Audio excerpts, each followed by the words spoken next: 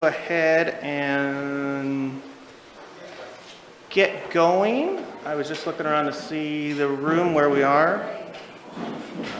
Okay, perfect. All right, start out with the roll call for today's workshop. Victoria? Here. Rob? Here. Indra? Here. Rick? Here. Kathleen? Here. Eric? Here. All right, and I believe we have Joel online. Okay, and Seth will be absent today. All right, first on the agenda, we have Main Street funding, and I will hand it over to Dana for a presentation. Thank you, Mayor. Good morning, Mayor, Council, and members of the public. I'm Dana Pierce with the Economic Development Division, and today we're here to talk about the Main Street Grants Pass funding request. We do have Michael O'Coin, who's the Vice Chair of Main Street Grants Pass here, as well as some board members and also some other community supporters. So thank you all for being here. Staff was given direction by City Council to recommend potential city funding sources to back a 3-year startup strategy launching a downtown Main Street program. That's Main Street Grants Pass. It relates to council goals of economic growth by encouraging economic vitality, growth, and diversification, and ensuring downtown is a vibrant neighborhood and attractive destination. This project really started as a council goal back in January of 2021. It was added to the council strategic plan under objective, encourage economic opportunities, and action item 2.5, which was to support establishment of a downtown merchant association. At that time, we did not have an economic development division, so it wasn't until April of 2022 that action really started to move forward on this project. So at that time, our economic development specialist was hired, and he began attending downtown merchant meetings and establishing a routine visitation schedule with the downtown merchants to really start understanding what the need was and providing support. Also in support of the established council goals, Visit Grants Pass received a technical assistance grant in December of 2022, and they retained a consultant firm, Civic Possible, to facilitate the development of a downtown roadmap. I did want to mention that Jason Schneider, he's the consultant from Civic Possible that conducted the work. He's available virtually today, so if you have additional questions or would like some additional background, he's available to answer. Thank you for being here too, Jason. And then in May of 2023, so that's about 6 months later, there was finally a kickoff meeting to begin that process. So that work with Civic Possible started, exploring and launching a most effective way to support downtown businesses and stakeholders to work together and promote the downtown. That took about, I guess, about 6 months or so, and then this was the development of the roadmap for Downtown Grants Pass. You can see an image here, and the link below is a link to the full plan. It's a 43-page document. That was a compilation of interviews, listening sessions, and even research of old reports that talked about the need for a downtown association of some kind, and provided some strategy on how we could move forward with this.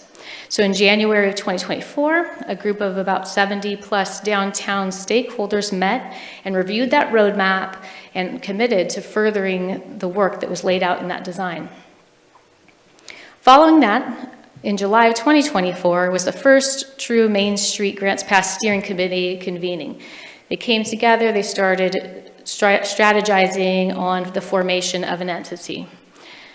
Between August and December of 2024, the Grants Pass, Main Street Grants Pass applied to the Oregon Main Street Network. They established bylaws and applied for their nonprofit status. All along the way, city economic development staff provided support. In FY25, the city provided $3,000 to assist with legal fees associated with the formation of that nonprofit, so we did show some support there. And then between January and March of 2025, Main Street Grants Pass transitioned from a startup board to a formal board of directors. They organized community outreach events and prepared an initial budget proposal to come before council. In March of 2025, they also applied for the Oregon Main Street Revitalization Grant and were awarded in May $400,000 to support renovations at 221 Southeast 6th Street. The council did invite Main Street Grants Pass to multiple workshops. The April 14th workshop was really an introductory presentation on the organization.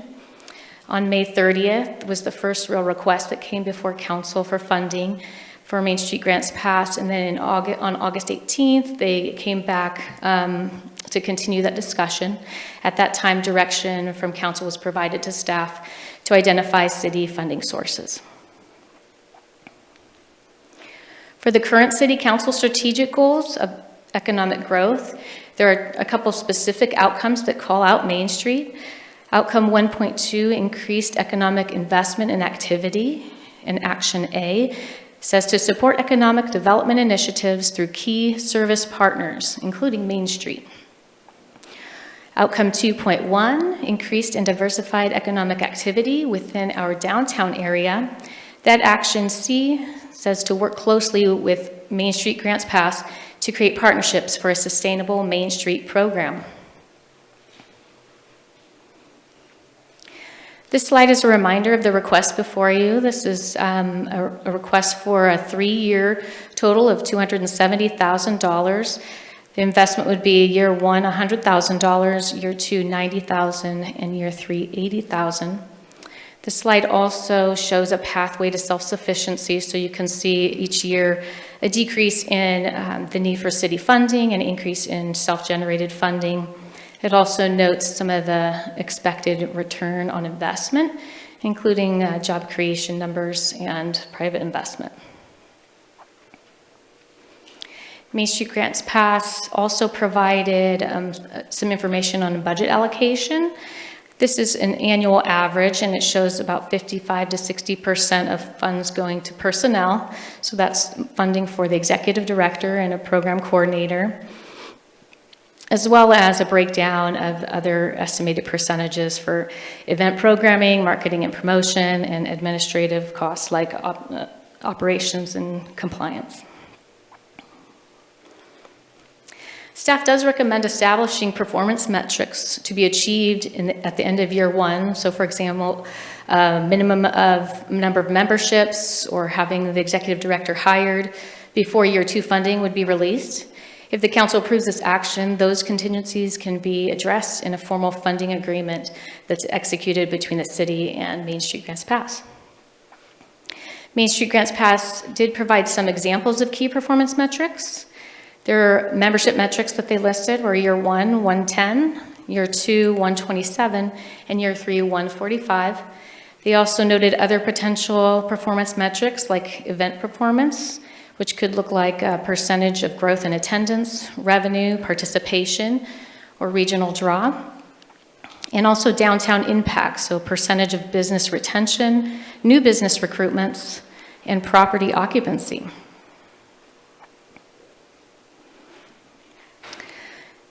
Here we have the potential revenue sources that staff reviewed to bring to you today. The first one listed is LB0000, General Lands and Buildings Projects. It does have an estimated balance of $785,902. We also are looking at the Industrial and Downtown Loan Fund. This fund has a balance below the proposed principal of $500,000, and it does affect grants for small businesses if some of those funds were selected to go to this program. For the FY25 budget, approximately $471,000 is available in that fund. And then the final fund that we looked at was the City General Fund for Economic Development. $171,703 was budgeted for this year from the general fund to go to economic development, with some minimal cost savings related to staffing changes. We may have some funds available to help cover. So you can see the amounts here that staff is suggesting that we would break down for this request: $40,000 from the LB 0000, $40,000 from the Industrial and Downtown Loan Fund, and then $20,000 from General Fund Economic Development. The call to action is today, September 15th, and it is at council discretion. You can move to action or move to a business meeting or additional workshop. The policy questions we'd like answered today would be, does the council recommend providing the requested year one funding to Main Street Grants Pass from the proposed revenue sources and amounts listed in the previous slide? Does the council recommend considering the same funding sources for year 2 and year 3 funding? And does council recommend contingencies for year 2 and year 3 funding? I'm available to answer questions, as well as Michael O'Coin, the Vice Chair for Main Street Grants Pass. And again, Jason Schneider is online as well if there are other specific questions about the history and downtown roadmap. Thank you, Dana. Council have questions? Rick? Thank you, Dana. On slide 10, general lands and buildings projects, what is the method we use to take $40,000 out of there? Well, this is essentially a general fund that's used for these projects. It's accumulated for, Brad might have a better way to describe it, but it's available funds for lands and buildings projects. Yeah, I mean, I think it would be a transfer. Is that what your question is, Counselor? I mean, if the council decided, that would be the sidebar. I mean, you'd have to probably do a supplemental adjustment. Okay, so what you're saying, the money's sitting in that account, but we have the ability to transfer it out. Correct. Okay, thank you. Any further questions? Kathleen, and then Rob. I don't know exactly who to address this question to, possibly the vice chair, but what I've heard about other mainstreams in the nation is that the businesses sort of get on board first and then ask the city to come in to join them. And on the previous slide, it said something like 70 plus stakeholders that came in the beginning or last year even, to look at this model. And I'm wondering where those people are and if they're still involved.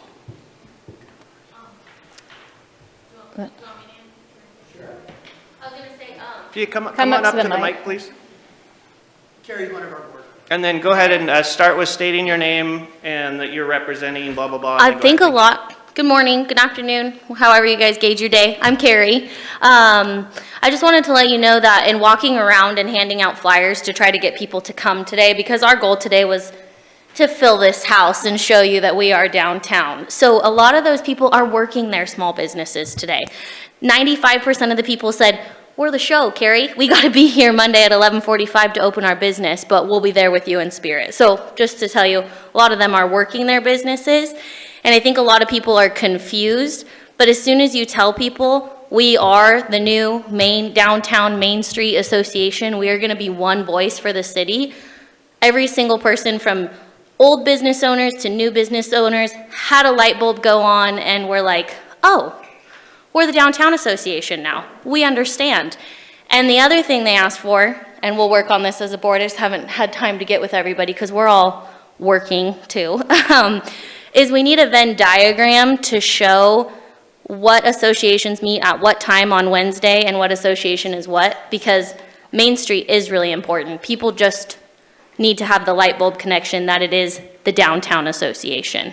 The name changes, I think, why they're all not here. Well, I didn't mean so much to be present today, but are they members? Do you have 70 memberships from these stakeholders? Or that's what I meant by where are they? How are they supporting you? Yeah, I was like, now you have to talk. Hi, Michael Coyne, Vice Chair of Main Street. A lot of them aren't in the downtown district for Main Street. A lot of them were just community stakeholders that wanted an opinion of what the roadmap was going to outline. But yes, no, we don't have them of all memberships. Right now, as of March, we've only been working as a continued board. We are still working on establishing subcommittees. We're still working on garnering memberships. Membership drives weren't our first initiative, and our bylaws and setting up a board, setting up our mission statements, trying to garner funding for a full-time staff member to actually go out and raise memberships and public awareness is our first steps. But we do have active communications with all those people. They're on email list and they're involved. Mayor, we do have Jason Snyder online. He's raising his hand. He does have a comment if Okay. that's okay. Jason, do you want to weigh in? Go ahead. Okay, hold on one second, Jason. Kind of talk a little bit. We're just going to try to get your volume right. So keep talking, but I might have to ask you to repeat it. So just go ahead and start talking.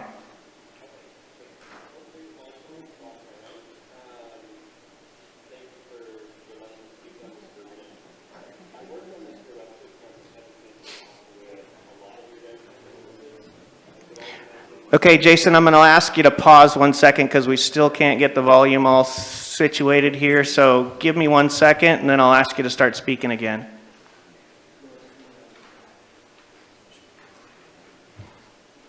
Just having a little technical difficulties.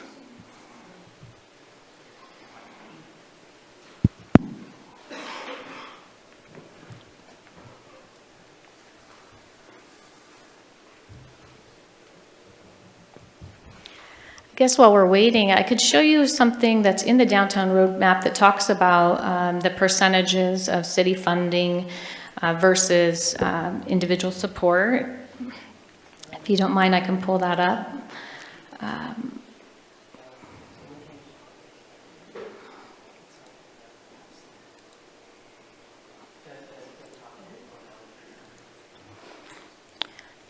There is, so this downtown roadmap is very detailed. Again, Jason did a lot of research and interviews with our downtown business owners, property owners, and something that came out of it were various sessions. I'm sorry, I'm just scrolling down till I see it. It is an image, but this kind of shows you what it looks like for Main Street support with other organizations. Can you other make Main it Street bigger? organizations. Can you make it bigger? Yeah, I'm gonna see if I'm trying to do that now. There we go. Hopefully that helps. Can you see that okay? Just one more, I think? Okay. There. So you can see from the research and the specific community sessions to our downtown is the image on the left. So you can see that our downtown said this is their percentage breakdown of what they would expect. Would be, 72%, I'm not sorry, 42%, I'm so sorry, of public support versus 42% of grants and donations and 16% membership. But you can see it's pretty similar to the breakdown that most other Main Streets have. They have 30 to 50% of local municipal support, 30 to 40% of local donations, and then membership at 20 to 30%. So it's not too far off of our expectations, not too far off from what the standard is. Do we have Jason, or are we? Oh, okay.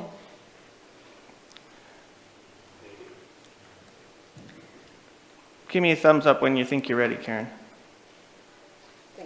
Okay, Jason, you want to go ahead and try to speak again, please? Sure. Is the volume coming through okay? I think we got it now. We're doing the old school mic on the speaker. Go ahead. Okay. All right. Totally get it. It's great when technology works right. So I'm glad Dana was able to share kind of what we heard from the community as far as the distribution of revenue for the organization, as well as what's going on a national level, what's kind of more of the averages. But I do Yeah, want I to don't think address I don't think that's working, Karen. Sorry. Oh no. I'm not coming through. Not quite yet, but we have IT coming to help. Okay, Jason, if you just want to pause 1 second, we'll try to fix it on our side. Any further questions from council at this moment in time? Rob? Yeah, Dana, on slide 9, you talk about membership metrics. And I guess these are just kind of random numbers, or maybe they're not, but year 1, 110, does that mean 110 members? Yes, And then up to 145 members by year 3? yes. That's the proposal that Main Street Grants passes put before us. So that's what they're suggesting, or they think is reasonable or a good idea, 110 in the first year. Okay. Any further questions? I got Rick. Dana, were there any goals for 2025? I realize that was their formation, so maybe that was their main focus, but were there other aspects that were looked at and achieved?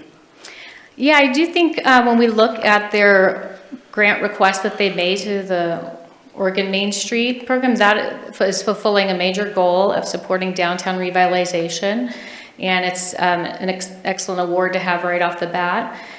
They do have other goals for supporting downtown events and bringing a car show or a cruise back downtown to support tourism in downtown. They've also done other activities like downtown cleanup days, where they're out there cleaning up and trying to support the beautification of downtown.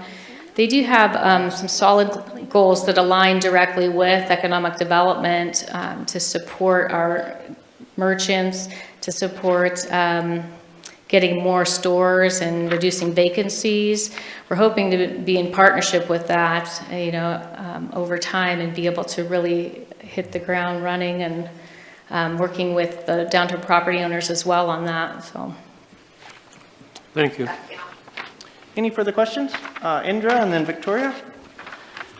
Dana, are you in charge of the downtown area and economic growth, or do you have staff under you that is in charge of that? Who does that? Who meets with merchants downtown and gets events going and thinks of ideas for events?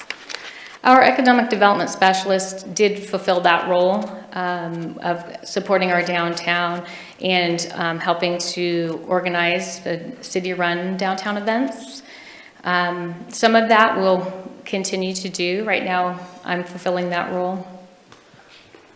So is it possible, I mean, it looks like Main Street maybe would fulfill that role. Would it be possible to not have that position and then the money could go to Main Street? How does that work, Aaron?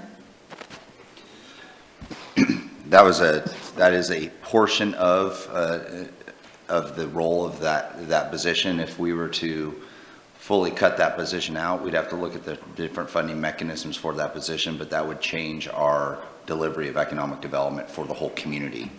And so our economic specialist had a portion of it as an ambassador for downtown, but also was an economic advocate for all of Grants Pass. So a reduction in that position would be a reduction in some of those services also. Okay, I think we're going to give one more attempt to the phone.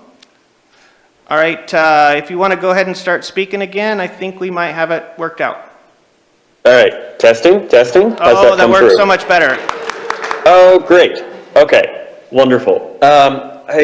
Because I don't have video of everybody, I don't remember which counselor had made the question specifically around the number of attendees at the event and where membership is at now. And my understanding is that kind of implies, you know, the chicken or the egg. Do we get members first or do we get municipal funding first? And through the conversations that I've had with your community and 8 other states, 30 different communities, and working with Main Streets, this is always one of the biggest challenges in starting up, and particularly in our interviews with those associated with downtown. There's been a lot of historical confusion because of the different entities that have handled different downtown events. And so businesses were showing a hesitancy to get involved in another thing. And so in talking to some of the core folks that were part of the conversation, we believe that the city being able to put up funds in good faith at the beginning would give the organization the breathing space to be able to accomplish the good work it needs to do in order to attract the members that it will need. Because if it focuses on membership primarily, whatever staff or board is online will focus most of their time on membership and not enough on time on programming, showing why membership should be something that people sign up for. So it is kind of a chicken and an egg thing, and the strategy, I believe in their ask, was really to make sure that they had that breathing space to prove the value to the members after they've seen, 10 plus years of kind of back and forth on who manages downtown promotions, events, and development. I just wanted to be able to answer that. I think that was the main point. All right, did you have anything else to add before we go back on to the questions? I don't. Okay, cool. Thank you very much for your participation. Next, we had Victoria, and then it looks like Rob. So Victoria? So I'm wondering about on the policy question, does council recommend considering the same funding source for year 2 and year 3? If memory serves me right, I don't think they asked for the same amount the second year or the third year. So when you say the same funding, you mean from the same sources, but at the lower rate? I don't remember off the top of my head what those asks were, but it would just be from the same sources, but at the lower amount. Is that right? Yes. Okay. That is the question, yes. All right, thank you. All right, any further questions? I got Rob. So Aaron, at the last meeting, I thought I was pretty clear when I said that I thought that where the funding probably should come from this would be from the $634,000 downtown services budget. I mean, it may be overly simplistic, but it would seem as though the words downtown services really kind of meshes with what this group is trying to do. So that's why I suggested that that's where the money should come from. And I thought I actually asked for where in the downtown services budget could funding come from this, not where can we, cannibalize other unrelated funds, but where in the downtown services, $634,000, could we find to support this group? But I don't see anything today. I thought it was very clear. That must not have been, we must have missed that then, if that's the case, and you wanted to consider only downtown services. That would be a different discussion, I think, from what we're having today, as the downtown services funds are all expended in essence, and we look at level of service changes or modifications to support the downtown. And if that was the intent of council, we apologize for not hitting that mark, unless Brad can highlight a little bit more about the downtown services budget. I know that JC, he's not here today, obviously, but did look at that. If you wouldn't mind, I'm going to just take a quick look and see what that email was. We can give you a better answer here in a few minutes. Thank you, Brad. Any further questions? We're not moving off on this topic. We're going to give Brad a second. No more further questions? All right. Anything else to add, Dana? I think this has been a long-term goal, and we've been working for multiple years trying to support that development. A lot of our community has come out to show their support. So I guess that's all I have to say. Thank you, Dana. Now we have more questions or discussion. Question? Okay, Indra.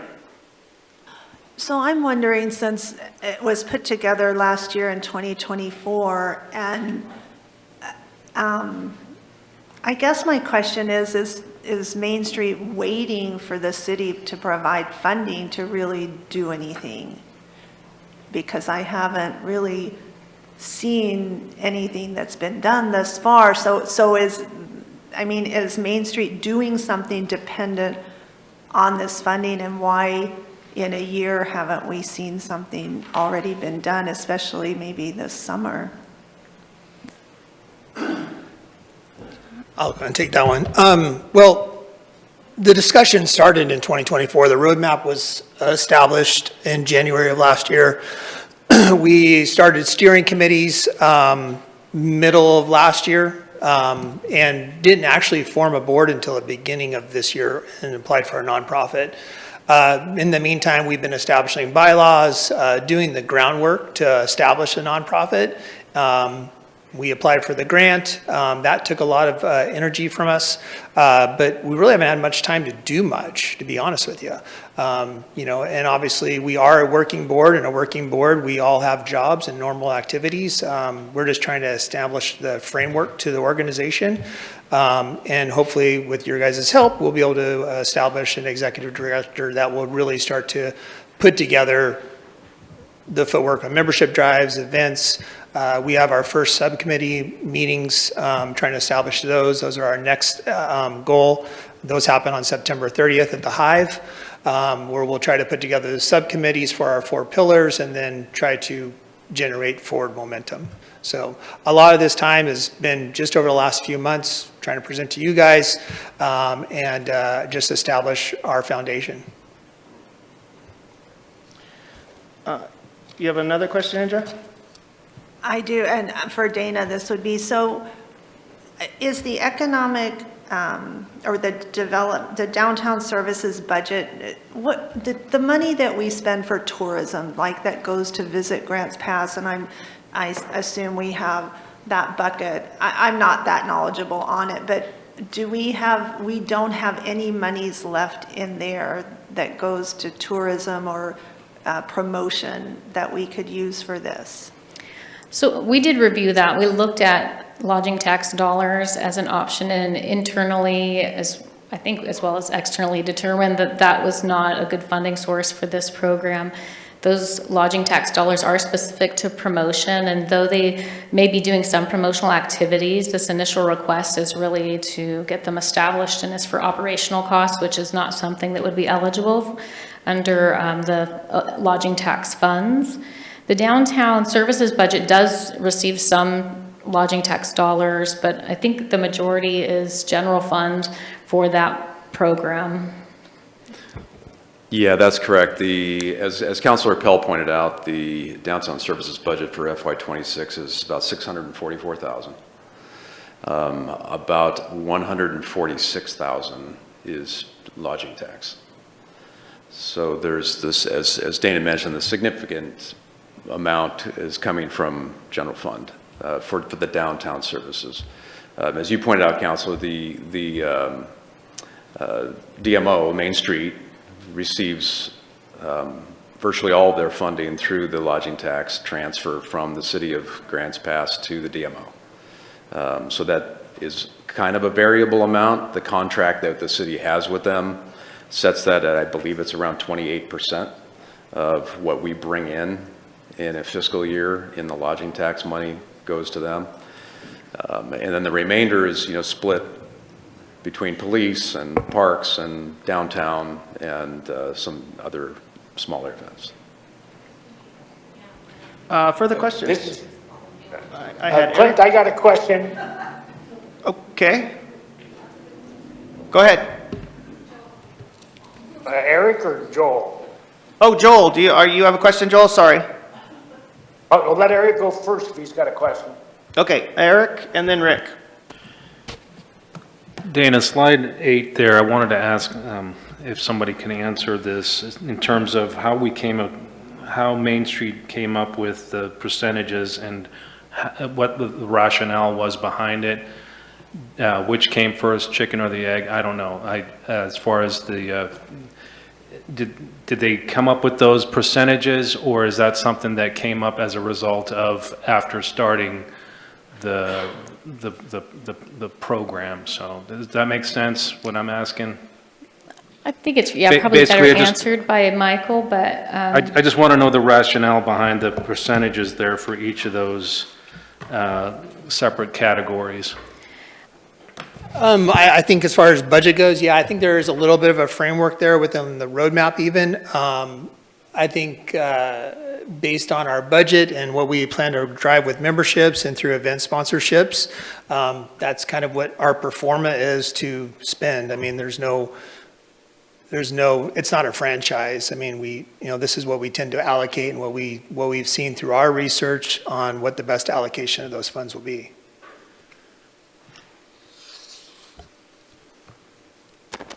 That answer your question?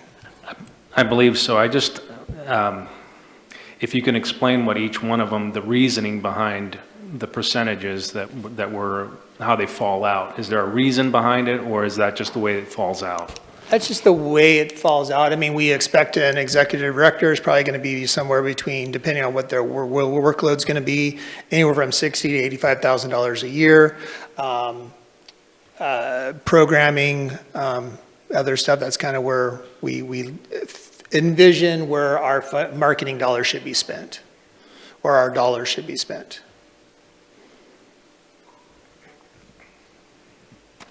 Hey, Michael, I had a question to kind of piggyback on that. So realistically, when you're looking at personnel and the request for an executive director to be funded, that, in my layman's term, basically takes this organization from a volunteer to actually an establishment.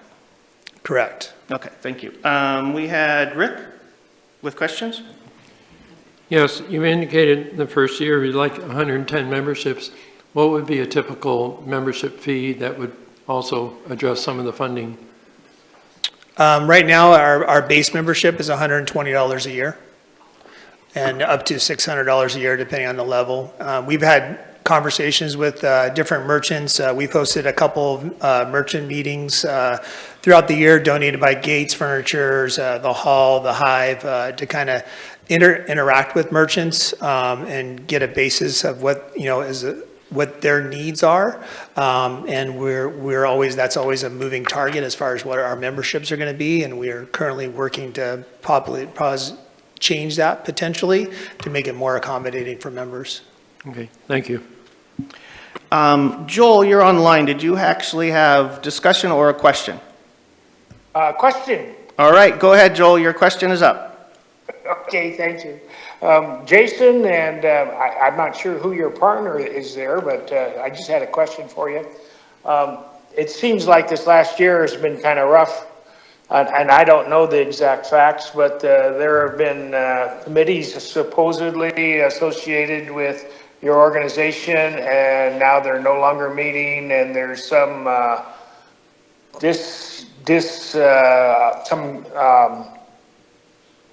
lack of support among the local merchants. I'm just trying to be frank with you here, and we've been getting some of that feedback from these efforts this last year. Are you aware of that? And if you are, what steps are you taking to correct, if any, what your organization plans on doing in this next year? I believe that question was aimed at me, and we have not been involved in Grants Pass for almost a year now. This was the last program that we worked with the community on as a whole, so I'm not sure what groups you're referring to. Can you clarify? I'm not, I wasn't involved, so I'm not going to clarify, but so you're not even aware of that going on? We have not been involved with anything in the community since the roadmap was delivered quite a while ago. Okay, thank you. Sure. Michael, did you want to weigh in on that? I'm not sure where that, no, yeah, okay. I'm not sure where the questioning was going. Joel, did you have any further questions? Yes, but I don't think they can be answered. And anyway, no, so I'm okay. We're ready to move ahead and see what we want to do. Okay, thank you, Joel. Any further questions? Rob and then Indra? I have a question for Jason. So typically, maybe you would know this right off the top of your head, or maybe you could look it up really quickly. When you have a Main Street organization in a similar size city, you could pick one, but how many full dues paying members does an organization like that typically have? Well, it's kind of like that. If you meet one Main Street, you've only met one Main Street. They're all incredibly different. A town of 40,000 people, it depends, because some Main Streets are just municipally funded, some are membership funded. Those that are membership funded in a community your size, 150 to 250, depending on the popularity, how it's structured, how easy it is to enter in, is pretty normal. Main Streets across the US and Main Street America are really kind of aiming at memberships will never be the way to fund it fully, but it is a way to make sure that you have engagement and buy-in. So this is an ongoing conversation nationally about how much they should be involved. I want to just give one example. In Michigan, where I've done quite a bit of work, they're purely municipal funded, and there's almost no memberships for any of the organizations. So it really can kind of go in a number of directions. Sorry, I know that's not a clean, easy answer, but I think somewhere between 100 and 200 for your size community would be the right number as it's matured. So just off the top of my head, say Oregon City or was it McMinnville, like other places that have Main Street, do you know what the number of memberships are in those two cities? I don't. I can find out pretty quickly for you and I can get you that by email. Any further questions? I had Indra and then Rick. Yes, I just want to be clear because you're talking here about it being fully funded by membership by year 3. That's what I'm hearing. So I just want to clarify that that is correct. That's our goal. Okay. Yeah, I mean, we look at bringing in events and sponsorships and other memberships, other grant opportunities, working with organizations like So Ready and a couple other organizations to help raise external funds. And yeah, that's our goal, is to be self-sufficient by year 3. And then if anything were to continue with the city, it'd be as just purely support and partnership, so. Okay, and then to be clear again, what I'm hearing is that you've been working on getting members, but members are not, you're not getting a big membership because the city isn't supporting Main Street yet. I guess my question is, are businesses telling you that they're waiting to become members until you get funded by the city? Why aren't they becoming members? Well, that's a question you'll need to ask them. I mean, spend some time downtown. Merchants, yes, there's been historically in our town, they're striving, they're all at work right now trying to work and survive. We've tried to make it as less impactful as possible. I mean, even at what current rates we have, we can't be self-sufficient off of members. So, yeah, they want to be supportive, but they also want to know that their city's supporting them also. Thank you. So I got a piggyback question on that in regards to, realistically, it kind of goes back to my previous question statement, is currently you guys are operating on a volunteer basis? 100%. So if this was transitioned with seed money to get into an actual functioning organization, you feel, or how do you feel about that membership increasing and with the product that you could provide? Oh, I have no doubt. Yeah. Okay. Yeah, we could at least, I mean, I feel like in year 1, I believe there's 240 businesses registered within our district. I see no problems at least reaching 50% by the, after end of 2026. All right, thank you, Michael. I was just for Jason, do you have a statement or want to weigh in? Yeah, I just wanted to offer another response on the membership versus city funding. Really, city funding or public funding is needed as that seed fund, because when we spoke with a lot of your downtown businesses, they said, we would love an organization. We are hesitant until we see it do something because the last attempts have not been successful. And those attempts had not been successful because they were caught in the membership trap of continually trying to get funding without having that breathing space. So it really is the seed funding. All right, thank you for the comment, Jason. Back to questions, Rick? Do you have a list of goals for 2026 and what you would like to achieve? All right, some of them had stated would be. up there? Yeah, we do have a list of goals. Goal one for going from 2025 to 2026 would be to, obviously first hire an executive director. So we have somebody that can represent the Main Street organization, be face-to-face, door knock, talk with the merchants, show support, show that communication between the city and Main Street and the merchants. Continue to maintain a sustainable board and build a committee structure. So we have our full 4 pillars, subcommittees, which are design, economic development, business organization. Build those out. Those will help us move forward as far as building out events, building what our goals are. Launch a membership drive would be one of our goals, to also bring membership. Continue to help strengthen current events. Obviously, we've kind of inherited First Friday. We've had great resolve from that. First Friday has definitely increased in its traffic from what we're hearing from the merchants. Continue to build that with the build out of the Owl parking lot. Hopefully, we can increase traffic through there. Develop some baseline downtown matrix. We kind of want to go into what our vacancy is, what our foot traffic is, what the mix of businesses are, and try to fill out some of the vacancies. As we all know, we have a lot of them downtown. Let's see, I got my goals. Build out partnerships, which we're already doing with the chamber, Visit Grants Pass, So Ready. Obviously trying to establish, we have a great working relationship with city staff and obviously property owners. We have a number of property owners currently on our board. We'd like to roll out a few beautification projects. We're trying to roll one out now with a T-Mobile grant to help clean up awnings downtown. And obviously continue to apply for state funding for grants. The revitalization grant will come up again in 2027. Hopefully we'll have a little bit better time to prepare for that one and get some more applicants. And then just continue to establish constant communication and marketing efforts. Thank you. Any further questions?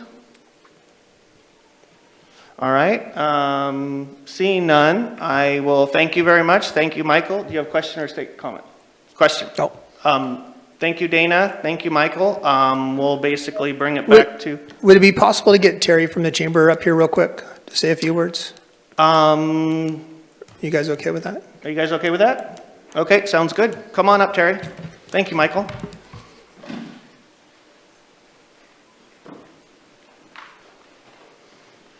Thank you for the opportunity, because I know this is not a regular meeting and so public comment, so hopefully I can help answer some of the questions. I'm not up here giving public comment, but maybe help answer some of the questions. If I can start with the chicken or the egg conversation, which one comes first, membership or city funding? I want to share a story, and it's somewhat dated, but the Chamber of Commerce currently operates in a building that's on property owned by the city. And when the Chamber started, the city allowed the Chamber to build that. They invested in the Chamber. The city built the building, and we still operate it 50 years, however many years later it is. Today, because of the city's investment, we've been able to host, when we talk about community building, concerts in the park, tap walk, wine stroll, our annual awards banquet, downtown city window decorating, our greeters networking, ribbon cuttings, business after hours, perspectives, young professionals network, our candidate forums that you all participated in, Lemonade Day, Rogue Leadership Training course that's coming up, and business surveys. We serve on countless committees, and I know, this is like, gosh, it seems like there's a lot of layers. There's a lot of people working in this field. Are y'all stepping on each other's toes, or is it redundancy? But it takes a lot to get this work done. Economic development is a big picture, I think, as it relates to the questions of why are people not signing on as members. In that membership tiered list, and I hope that you all remember when we did the city tours and talked about some of the things going on, and we were able to walk around with you and show you the potential. But a lot of those membership goals are you know, before we fulfill that promise, and I say we as a board member liaison with the chamber, requires somebody in that position to get it done. You know, and so if we are able to continue to grow First Fridays, we've done the downtown cleanups, we did the downtown walking tours, we've hosted merchant meetings, the chamber is willing to pass over the cocoa crawl, and as much for community involvement to make that a fundraiser. So when we talk about sustainability, yes, it's a chicken or egg when it comes to city funding versus membership. But if it's that same investment the council makes, you know, I've listened to you all since Lisa Newer-One's campaign and candidate forums, and I very much appreciate how fiscally conservative you are. I very much appreciate how much you take, you know, a close look before you just say yes to spending. But I also hear you say that we've got trouble coming out of Salem, and a lot of my work has been redirected that way. And so I haven't been able to focus on downtown as much. But while we watch how conservative we are with our spending and hear that Salem continues to make the state of Oregon have a name for the worst place in the U.S. to do business, I ask you to step up as leaders and make Grants Pass in Southern Oregon the best place in that state and lead by example with an investment through this. So thank you for allowing me to get up here and share some of the work through the chamber. It's now 100 years old, and what I hope Main Street could help me accomplish. Thank you, Terry. Before we go into, did that spark any questions, I guess? Kathleen, a question? Okay. So Terry, thank you for that breakdown. And so what you're basically saying is that you need Main Street's help to achieve the goals that the chamber wants covered? Well, it's not what the chamber wants covered, and I appreciate that question, Councillor Crone, because I'm going to be completely candid with you. When the call from the downtown merchants came out in support of this, we did some self-reflection. It's, you know, and when you hear what are Main Street's goals and what do they do, a lot of them sound like the chamber. And we had some very, very serious reflection of, are we not meeting the goals of our member, of our community, of our council? And I took it to my board. I've been on this board, you know, I beat the streets and talked to the downtown merchants. And that is a fantastic question because I operate with 3.5 FTE. You know, we contract with you to run the visitor center, so thank you for that. But right now, today, we do not receive any government funding. The city is a member. You guys participate in sponsorship of some of our events, and we contract with you to run the visitor center. But to answer your question, the needs, you know, it's like saying, we've got county government, why would we need city government? It's inside the county, right? You know, the needs and the layers differ. When you talk about Main Street Grants Pass compared to me trying to serve the entirety of Josephine County, we're talking a lot more brick and mortars. We're talking about greater need for foot traffic. You know, I might be serving people in the trades, at home, tech, and the business needs of downtown get pretty specific. And I think having a partner like Main Street that can be a voice specific to that group of people, to the brick and mortars, really focusing on getting businesses downtown. For example, I had an inquiry this week of somebody who was looking to move into the area and rent space. I sent it to all of my partners out there from, you know, Cave Junction, Merlin, Applegate Valley, anything within the county limits.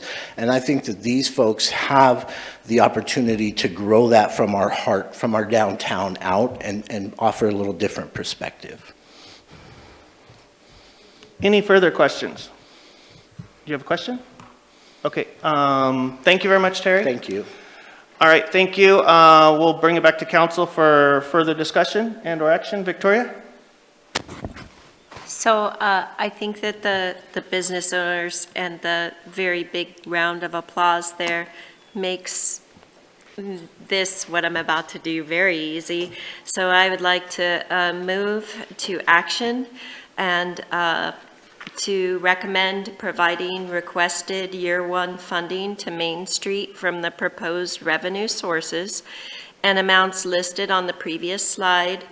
And for years 2 and 3, I recommend to continue that funding too, but to be able to have some flexibility. So perhaps in year 2 and 3, it could be moved to the downtown services budget like Rob was suggesting. And So I so move. Okay, we have a motion on the table to proceed forward with year 1 funding and prospectively with year 2 and 3 with the options of how it's funded. Is that kind of a synopsis? Yes. Okay, I would be looking for a second. Is there a motion on the table? Seconded by Eric. Okay, thank you. Further question or further discussion? Rob. Yeah, I'm really torn on this because on the one hand, I know that we need a downtown organization. It's done well in the past. And, you know, what I'm going to say now is going to make me sound like a curmudgeon, or people, you know, won't want to support me the next time I run for office, if that were to ever happen, et cetera, et cetera. However, I'm just going to tell you, as a downtown merchant, I'm blown away with how poor the communication has been from this organization so far. The January 2024 meeting, I signed up for, you know, email notifications and contact, et cetera, et cetera. I haven't had a single communication from this group ever. Now, what's amazing to me is, as a downtown merchant for many decades, and as a city councilor, you would think that I would probably be pretty high on that list of people they would want to make sure they kept involved. 0. And then to follow up on that, one of the last meetings, I mentioned a woman who has probably the most iconic, most photographed building in Grants Pass, who was miffed that she was never told about the possibility of the grant, the large grant, right? Never told. Okay, I mentioned this at the last meeting. And I mentioned a couple other merchants that came to me that were also very unimpressed with the follow-through that this group has provided so far. Not a single person from Main Street, not one board member, approached me after that meeting in person, by telephone, text, email. Nobody wanted to know, you know, who these people were, how they could make it right, where they could do it better. Not one single communication. So I mentioned, like I say, not any to me personally, not any to me as a business owner, not any to me as a counselor. I even mentioned, you know, people that were dissatisfied with what was going on. No board member reached out to me and said, who are these people? Where did we drop the ball? How could we do it better? So I've seen really, really, really poor follow-through, really poor. So, and other merchants have too. There's a few here today that are applauding. I guarantee you there's a lot out there that have seen very poor follow-through, and that's what they've told me. So, you know, that's why I'm torn on this. It's really, it's something that needs to be done, but, you know, I just have to wonder, the board that, I don't know the board members, but it's clearly not a boots-on-the-ground working board, from what I've seen, just by the examples I just gave, where there hasn't even been keyboard follow-through, let alone feet-on-the-ground follow-through. So not a working board so far. To me, you know, and years ago, now we're never going to go back to that when there was 170 members of the TCA back in the day. We're never going to go back to those days. But before those people got government money, they worked their butts off. And they were the same people that were in my shop, you know, letting me know what was going on, et cetera, cornering me, making sure that they got a chance to talk to me. Even when I was really busy, they would follow up and follow up and follow up again to make sure that they got their message out. That's what I saw in the past. We don't have that now, clearly. Now, what could change, I suppose, if you know, maybe there's members on the board, as I suggested last time as Rob Q. Public, that we saw a $400,000 grant come in from Main Street to Grants Pass. To me, it would have made a lot of sense for some of that money, instead of going to one person, would have gone to the group in general. Now, that's not obviously the way it worked. I also believe that that person could have still been up $300,000 and helped support Main Street. But again, I'm not making any of this up. This is all 100% factual, what I just said. And if I don't say it, then I'm not being a good representative of the people. Again, I'm having trouble supporting this because, on the one hand, it has the potential to actually do some good things, but so far, We know there's a lot of duplication, and where I really appreciate what Terry said about, you know, self-reflection and looking at maybe what they could have done better, and maybe that's why a group is coming up to do part of it. The fact that, I don't know, it just doesn't seem to me that people are really listening to, or the board members are really listening to, what some of the things they easily could have begun to rectify already. X number of months, or in some cases, X number of years in. I just don't see it. You know, I just don't see it coming from you guys.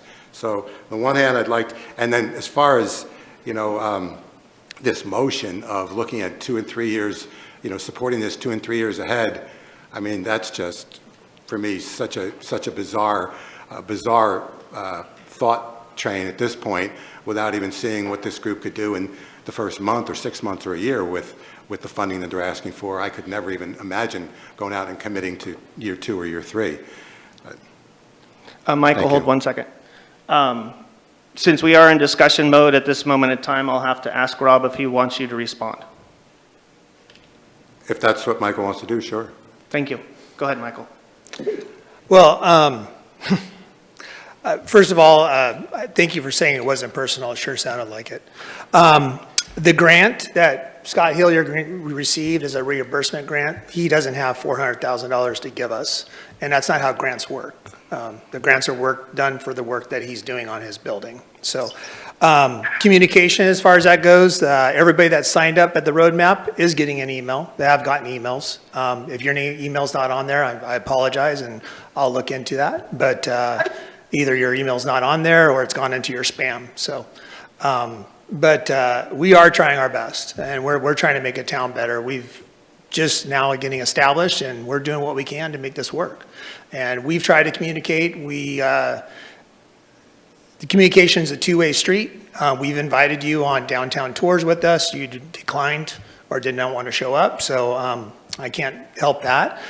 We've tried to communicate with you in other ways, and obviously we're not getting through in one way or another. I apologize for that if that's on our end. But we are in communication with our merchants. Granted, it's probably not every day. Granted, some of those emails probably go into a spam filter, and we can't control that. But we are trying to communicate as best we can. As a volunteer group? As a volunteer group. Okay, so I got Seth, I believe, is in the waiting room, wants to weigh in on discussion. Can you hear me, Seth? Yeah, I can hear you. All right, floor is yours, Seth, for discussion. Yeah. Thanks for letting me speak. You know, I know I stepped down from the dais on the last meeting, you know, on purpose, obviously. I have obviously no financial gain for Main Street and what I've actually been spending almost the last 2 years of my life on, come January. And so to get to this point, it's taken a lot of work. And, you know, I'm disheartened to hear some of the comments by some people up on the council dais and from the community, from the downtown area. You know, I spend a lot of time downtown. And just from being on council, I've learned that there's a lot of loud voices, but there's a lot more voices that maybe just don't want to speak up, or they don't have the time, or they just don't want to. And so there's a lot of support for this downtown. And yeah, we've made mistakes along the way. We've had some poor communication in certain instances, 100%. I mean, that's the nature of starting an organization like this. And, you know, I come from the private sector, and so starting something like this was something I'd never done. You know, we got an email on Saturday night from someone who was originally on the Main Street board with me, one of the 3 people that started the board and started the organization, and unfortunately they resigned, and that's okay. That was their prerogative and what they wanted to do. However, some of those statements were untrue, and I think it's unfortunate because Main Street is in that person's district and could really help that person, as we're going to help all the businesses downtown. And again, you know, I've lived in Grants Pass my entire life, and I just really care about the town. So I just really hope that council can see this differently and help support us at least for the next 3 years. That's all I have. Thank you, Seth. Any further discussion? I got a comment. All right, Joel. Time. Joel, it's your turn. Oh, it's my turn? Yes, Joel, okay. it's your turn.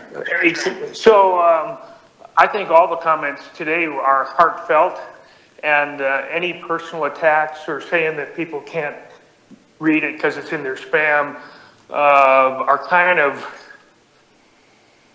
I don't think they're appropriate, because everybody's just trying to get at the truth and trying to help each other and to help our downtown. So we don't need to get defensive. We need to be proactive. We need to get a downtown organization that functions.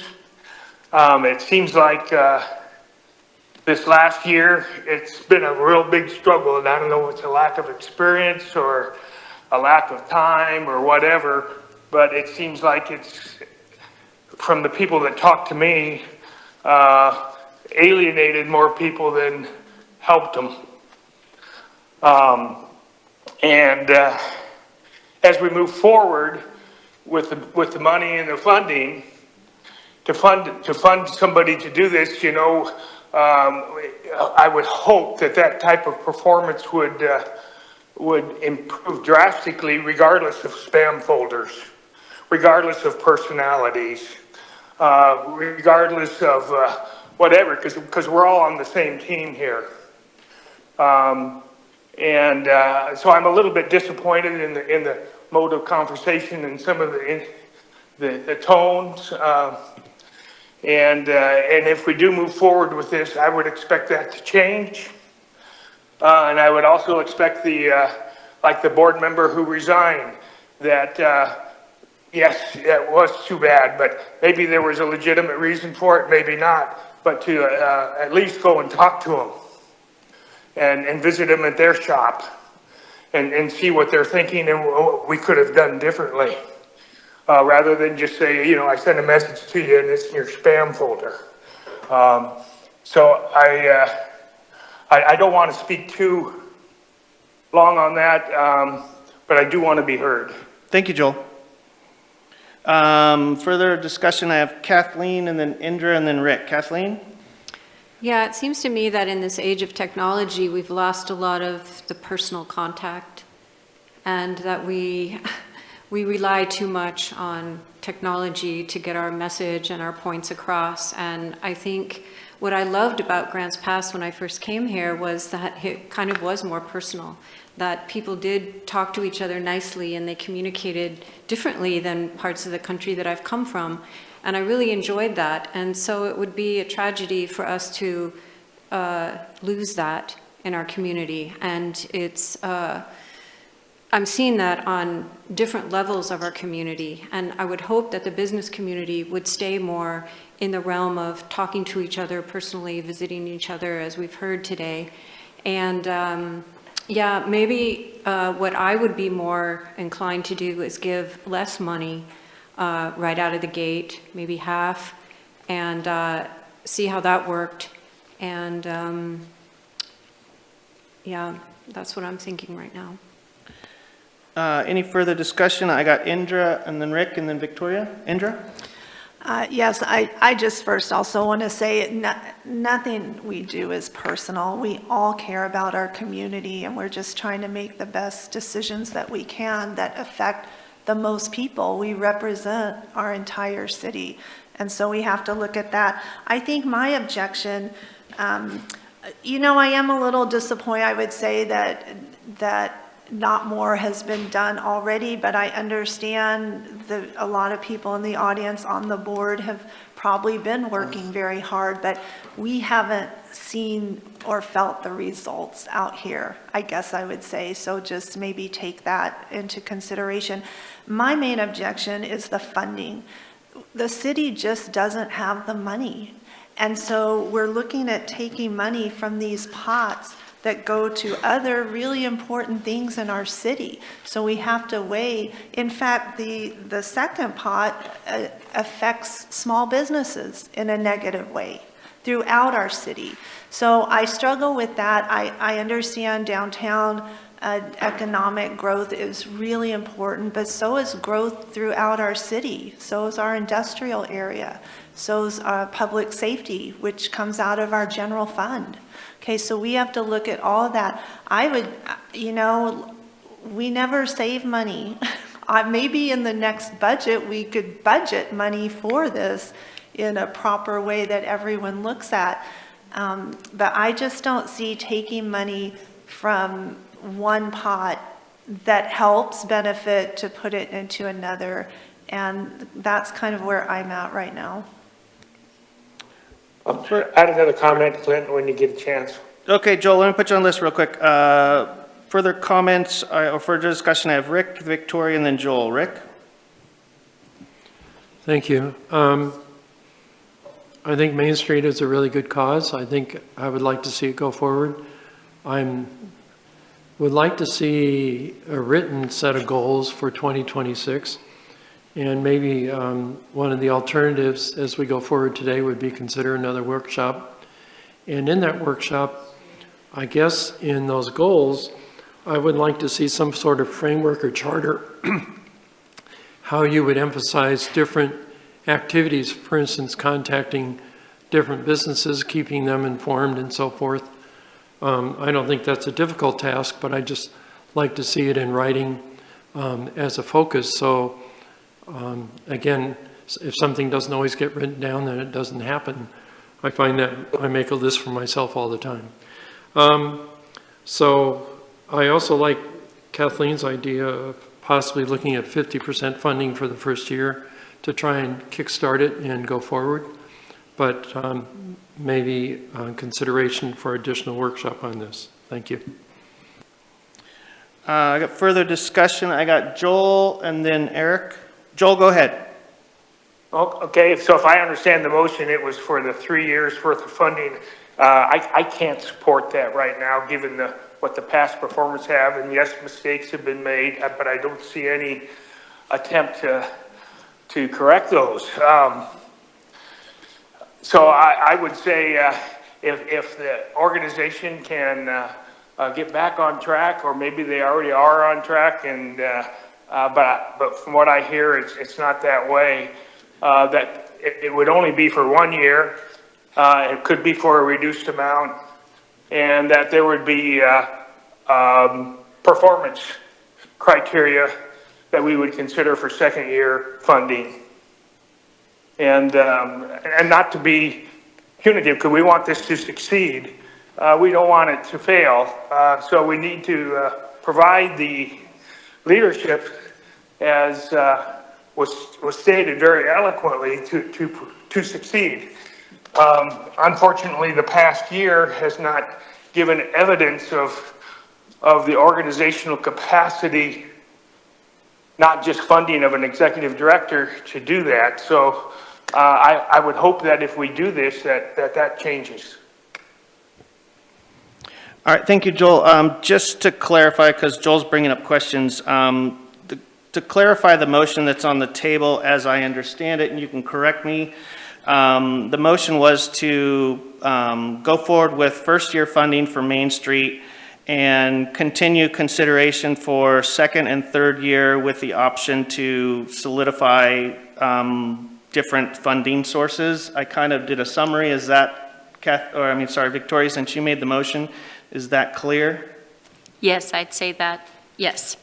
Okay, Joel, is that clear to you?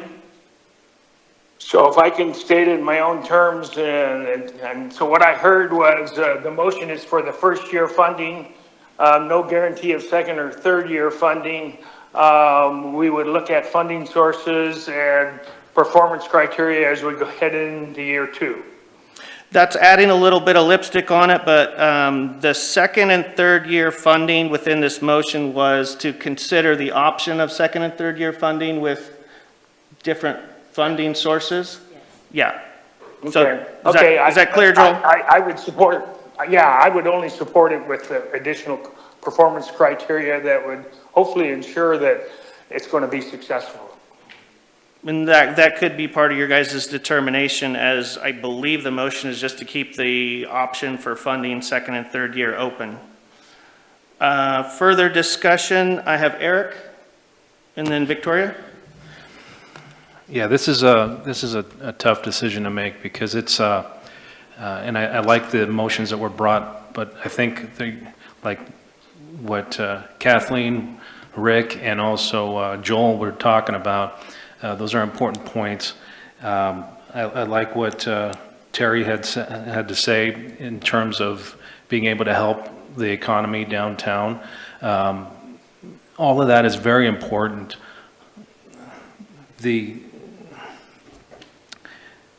So I would be in favor of moving forward with this motion, but just like what Joel was talking about, monitoring see the success of what these the performance is like. It's not it's taxpayer money, and we obviously don't have very much of it in this time of I mean, it's the grants past taxpayers' money, and we need to make sure that we are good stewards of that. Now, granted, it is going towards the business to stimulate the economy. So, I mean, these are careful things that we have to weigh out. And so, I'd be in favor of bringing this to a workshop, getting the goals out there, making sure that we fully understand what it is that we're doing here, because this is not to be taken lightly. So that's what I would be in favor of. Thank you, Eric. Further discussion, I have Victoria and then Indra and then Rob. Victoria? Yes, thank you. So what I think is that no one's coming to save our town. We're going to save our town, and I see a lot of nodding heads out there from business owners. And so it's something that is necessary for us to go forward with. I wouldn't be in favor of going to another workshop because this is the next workshop. So I think that it's something that we need to take a chance on this. It's literally a campaign promise I made to you that I would work to get businesses to work on businesses in the area. The only way that we would be able to, all of the things that the city needs to do in the years to come, which are weighty and many, is to increase our tax base. And so that is why it was one of our campaign promises, because we knew that that's what we needed to do with all the, with everything that is coming to our city from the state and inflation and on and on and on. So, I believe, I hear Councilor Cronin saying maybe half funding. However, I think this organization needs the full funding because they need the person to do the job to make this grow. And in the last workshops that we have discussed this, I mean, this is a successful organization nationwide. So we are not taking just a chance. To me, and my way of thinking, I think that they have proven what they have been doing and what they'll be able to do, just like, you know, it'll just take off like a rocket ship with a little bit of seed money from us, from the city, from the people who are sitting in the audience. It is actually their money too. They'd like to see it be put towards growing our city's economic base. Downtown is our flagship, and that is what brings people to Grants Pass. And it buoys up all the other industry and businesses that are around Grants Pass when people come to see our beautiful downtown. So I don't think that we're taking a risk. I think that we are investing in people who are investing in our city. I think we need to do it. There's no reason not to go forward today in my way of thinking. I don't want to, honestly, I don't want to cause a friction on the dais with this, but I did see personal biases a little bit. And I know that Seth, he voluntarily stepped down. He wasn't voting on this because he was once on the board of Main Street. He isn't now, but he stepped down anyway. If other business owners feel like they have such a bias against this, I might suggest that they voluntarily step down from voting on this as well. There's probably not enough to do that, but I'm just suggesting it. I just felt compelled to suggest that. And so my motion is to move forward, and I hope that other people would take a chance on this too, because our city needs it. We need this action. And it would be to fund from the funding source that was given to us today in year 1, and then in year 2, the funding source would not need to be from these funding sources. So thank you for letting me answer a few of the things that were brought up, and I'm a strong yes on this. Further discussion, I got Indra and then Rob. Yes, I just want to point out that we are spending taxpayer dollars that we don't have. And as I want, of course, as much economic growth and downtown growth as anyone here, we have an economic development department that's short one person. Maybe I would suggest that when we hire that person, they spend more time doing downtown things. I would be good with that, but we've been working several months without that person. I just feel like we are taking taxpayer dollars. We pay city staff to do those things. I know they're very busy. I'm not saying you have tons of time, but maybe a little more effort to downtown. I think I'm just not happy with taking the money from these pots to put into this right now, and I do believe it is a risk. If I could have seen more productivity so far, to say yes, I would probably do that, but I just haven't seen it. So to me, it is a risk with money that we don't have, that we're now going to take from very important pools of money that we don't even have, that the taxpayers are sending to us. Thank you. Further discussion, I got Rob. So Aaron, do we currently have someone in economic development or a position in economic development that's unfunded? Is there a vacancy now that's been unfunded for some months, or no? Yeah, we're in the process of getting ready to recruit for that position. There was an individual that was with us that was an economic specialist that worked in conjunction with Dana, that Dana was the manager of that division. And so part of their role was downtown liaison work. Mm-hmm. Yes. Yeah.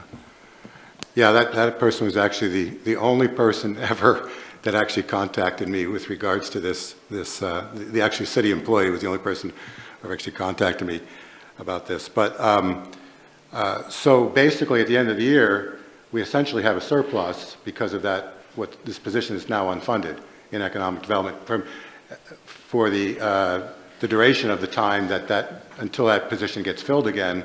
Essentially we have a surplus at the end of the year because we're not paying that check out every week, right?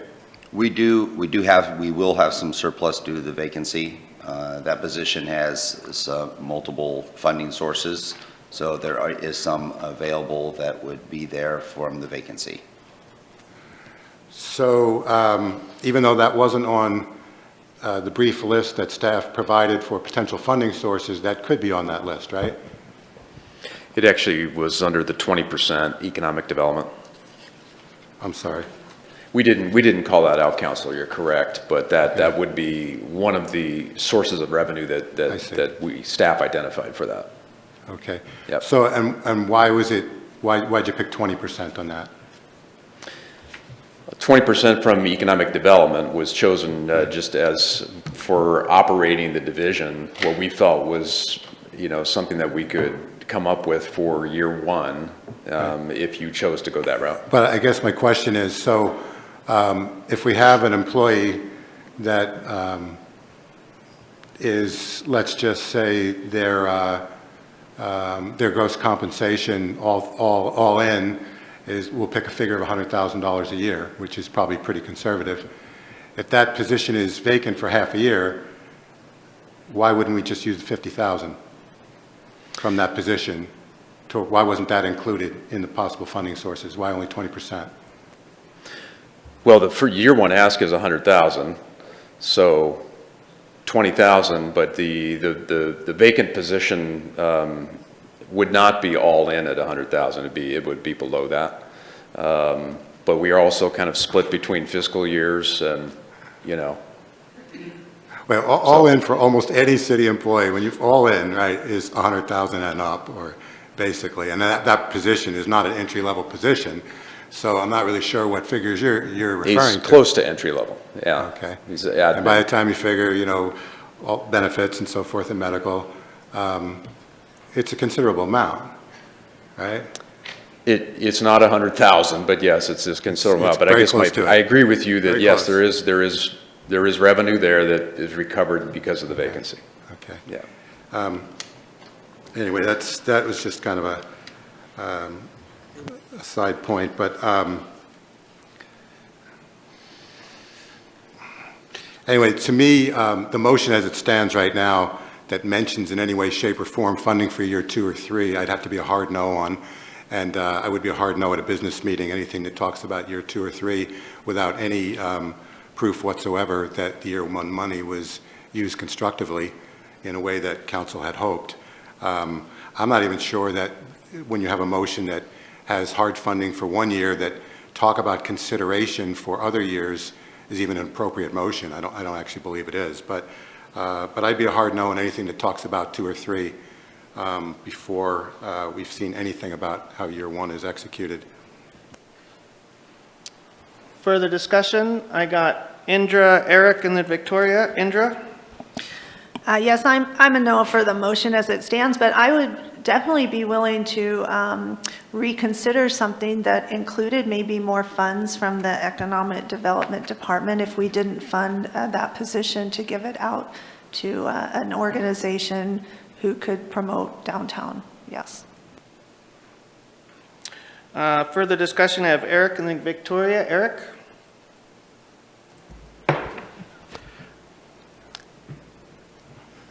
Trying to think about how I'm going to phrase this general statement. Basically, I understand everybody's concerns up here and in the audience as well. My take would be, let's see how they do the first year. The second year, let's either grant or deny those funds based on performance. I mean, maybe they can put their money where their mouth is in terms of that. This is taxpayer money, and it's going towards fixing the economy. Let's see how they do the first year. Maybe it's not. Maybe it shouldn't be the full amount based on our budgeting for the first year. But let's give them the funds that they need to be able to proceed forward, and then let's see how they do. That's kind of what my brainstorming is right now. That's how I'm feeling. Thank you, Eric. Further discussion? I got Victoria and then Rob. Victoria?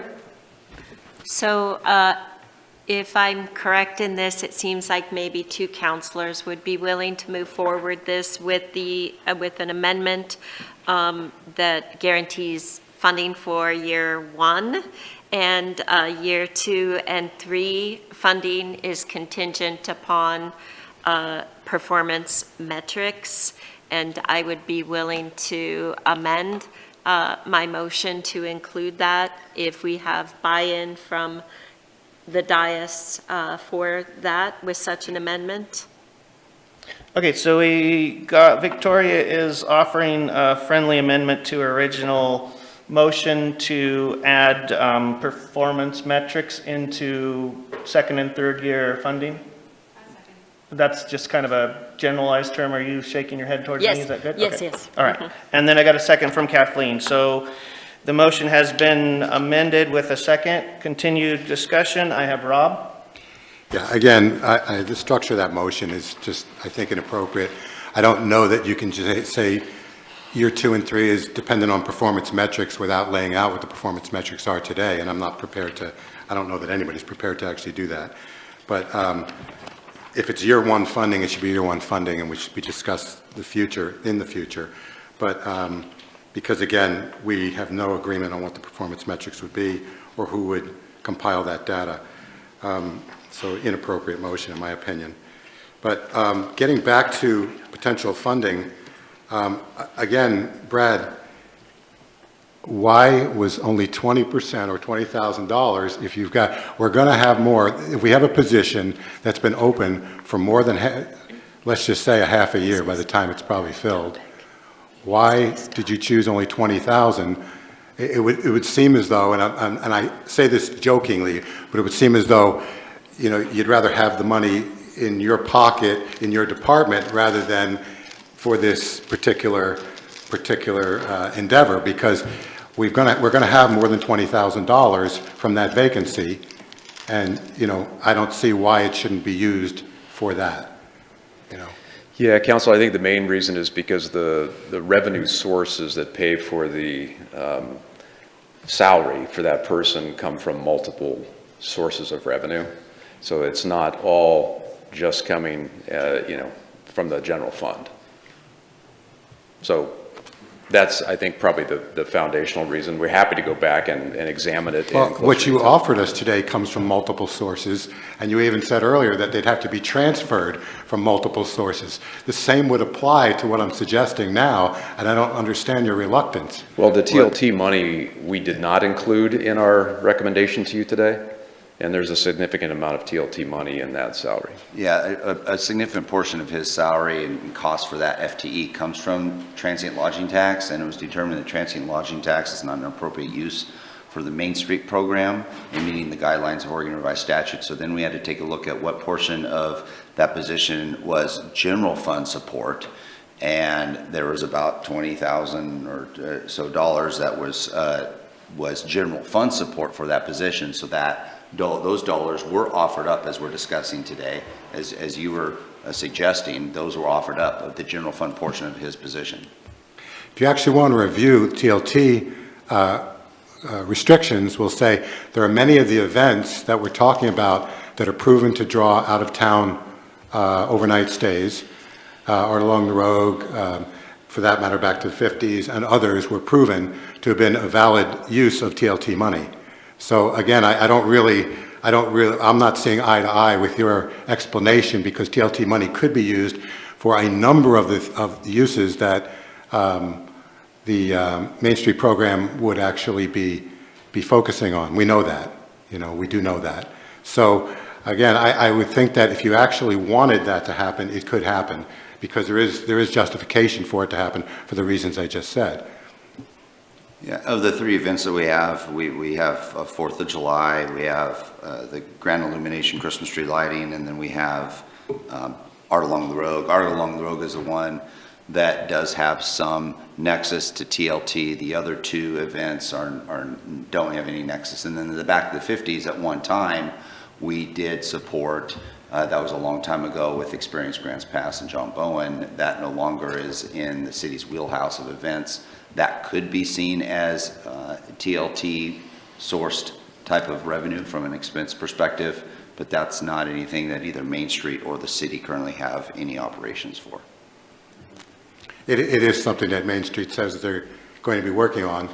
And so if that actually came to pass, it was a reality that they were actually working on in the coming year, there should be no trouble using TLT support for that exact reason, because it does produce overnight stays. Yeah, there's no doubt here that these mental gymnastics can be easily hurdled if that side of the room wanted to do it.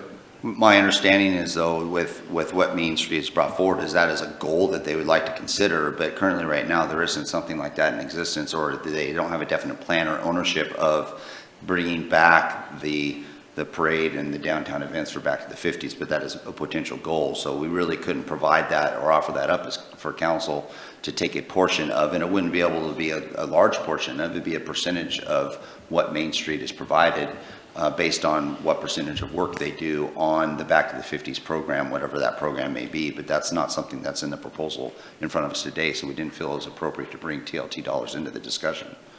So you just mentioned that at least one of the 3 events does produce overnight stays. So why wasn't the TLT dollars considered for that particular one, 1/3 of it? Well, currently right now, the Art Along the Road is the one you're probably talking about with that may have some TLT recognition. Currently right now, that is not proposed that Main Street be taking that over at this time either. This city is still operating that. If at some point in time, once Main Street is up and running, I think the discussion, if they were to come forward and want any of those 3 events, I would imagine council would be more than happy to discuss that. It's something that we tried to do about 3 years ago. We tried to see what community might want to take on those events. And the community didn't step up for the 3 that we mentioned, and so we've taken those on. So we currently have funding for Art Along the Road established as funding and an expense and revenue for the city still to operate, because there is no plan for anybody to be taking it over this year. And next year, we'll see what happens through the budget process or through maybe the development of Main Street if they're interested in that. Okay, I guess I'm a little confused because virtually everything that we're talking about Main Street claims that they're willing to or want to take over or want to be a major part in. And then you're going to say, well, they're not a part of it. But they say that they want to be a part of, whether it's Art Along the Road, whether it's Back to the 50s, whether it's Cruise, et cetera. So, you know, to me, if they are actually working on those things or commit to working on those things, it would seem as though that the TLD dollars would be very appropriate.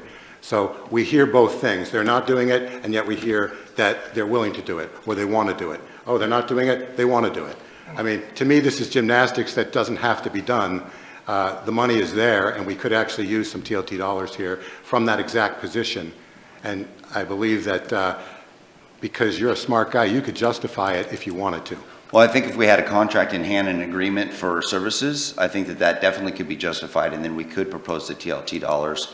And that could be something, like Councilor Marshall was saying, in year 2 or 3, if they're expanding services or they're doing something, that those could be funding sources that could be discussed that council could consider in year 2 or 3. But at this time, we have not been into any negotiations about taking over the services to a degree where we'd be coming to council to see if they'd be interested in entertaining some kind of an agreement for those events to be taken over. And to clarify, these events that we're talking about are budgeted within our current budget, correct?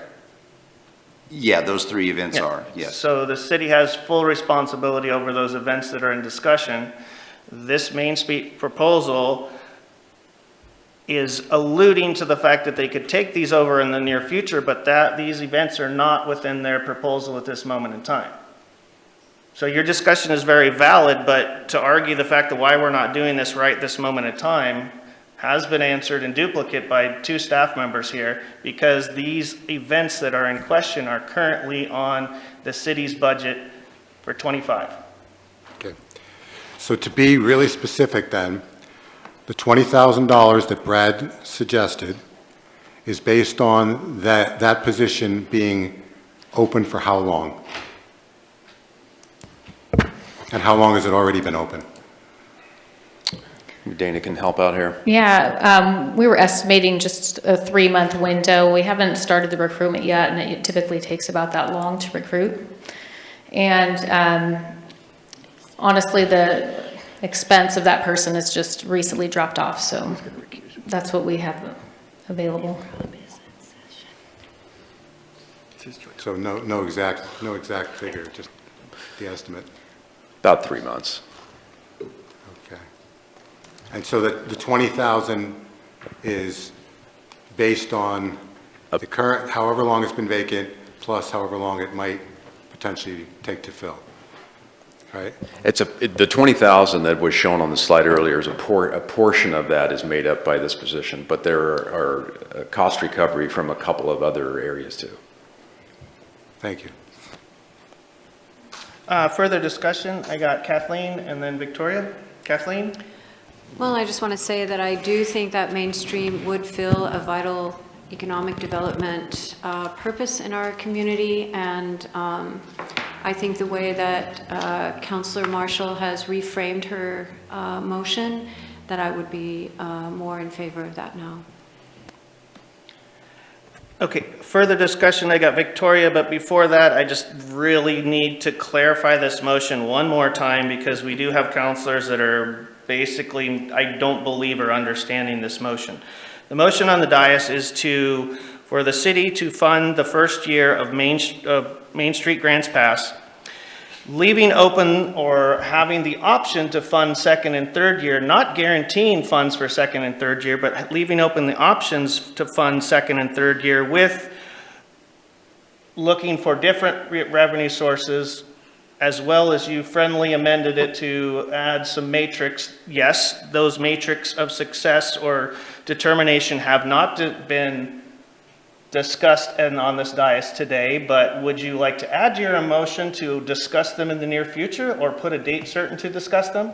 Because I think that's what we're being asked for, to have clarification. I think I would be fine with that, and I would also like to add some of those metrics have been emailed to all of mayor and council.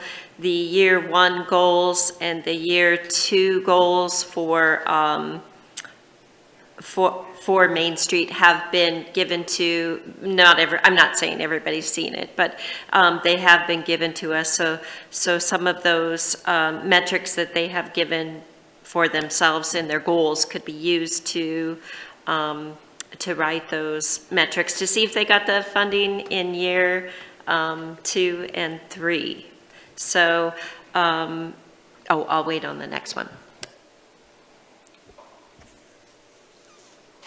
Further discussion, do we need any further clarification on the motion?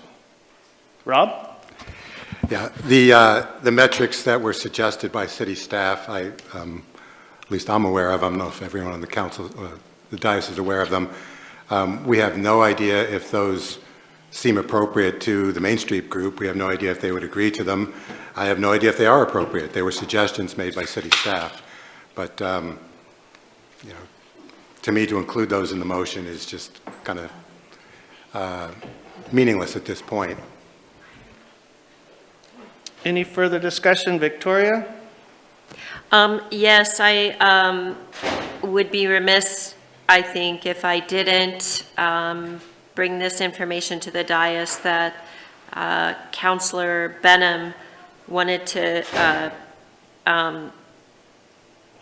I would like to make it clear that Rob was contacted by Main Street, and this was before Councillor Benham was on council, and asking him to meet with him, and it goes through, the email goes through several metrics of what he would like to meet with him about, but it's definitely about Main Street. I'm going to have to interrupt you, Victoria. I kind of want to get past All right. that subject. That's It's kind fine. of been deliberated. All right, we do have a topic on the hand. It's in regards to funding Main Street. You do have a motion. Do we need further clarification on this motion? Oh, I did have one other thing that I would like to add to that, though, that I feel like if all councilors who are present here today are going to vote on the motion, that Councillor Benham, who is online, should also vote. Thank you. Sorry.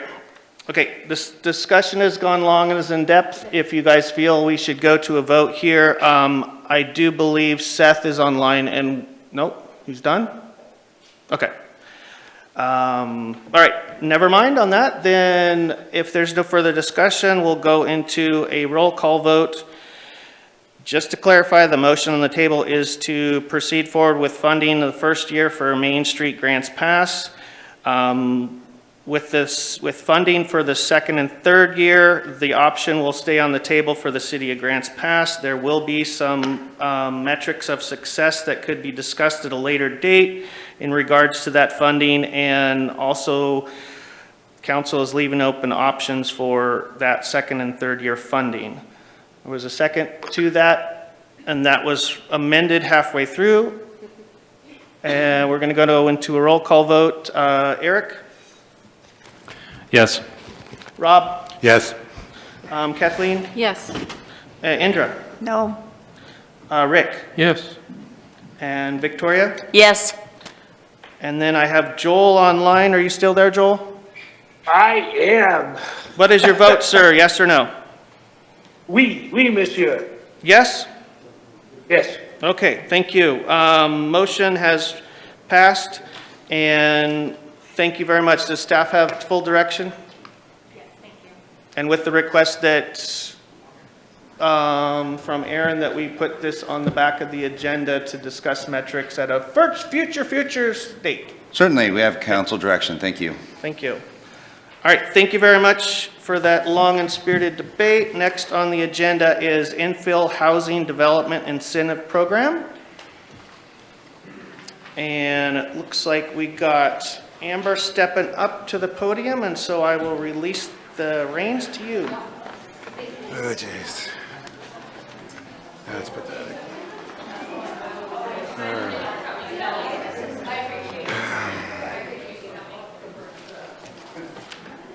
Oh, my. Just so you guys know, there's some new people on the board. It's going to be let all of you know. I was like, I'm going to leave my business card right here for you guys.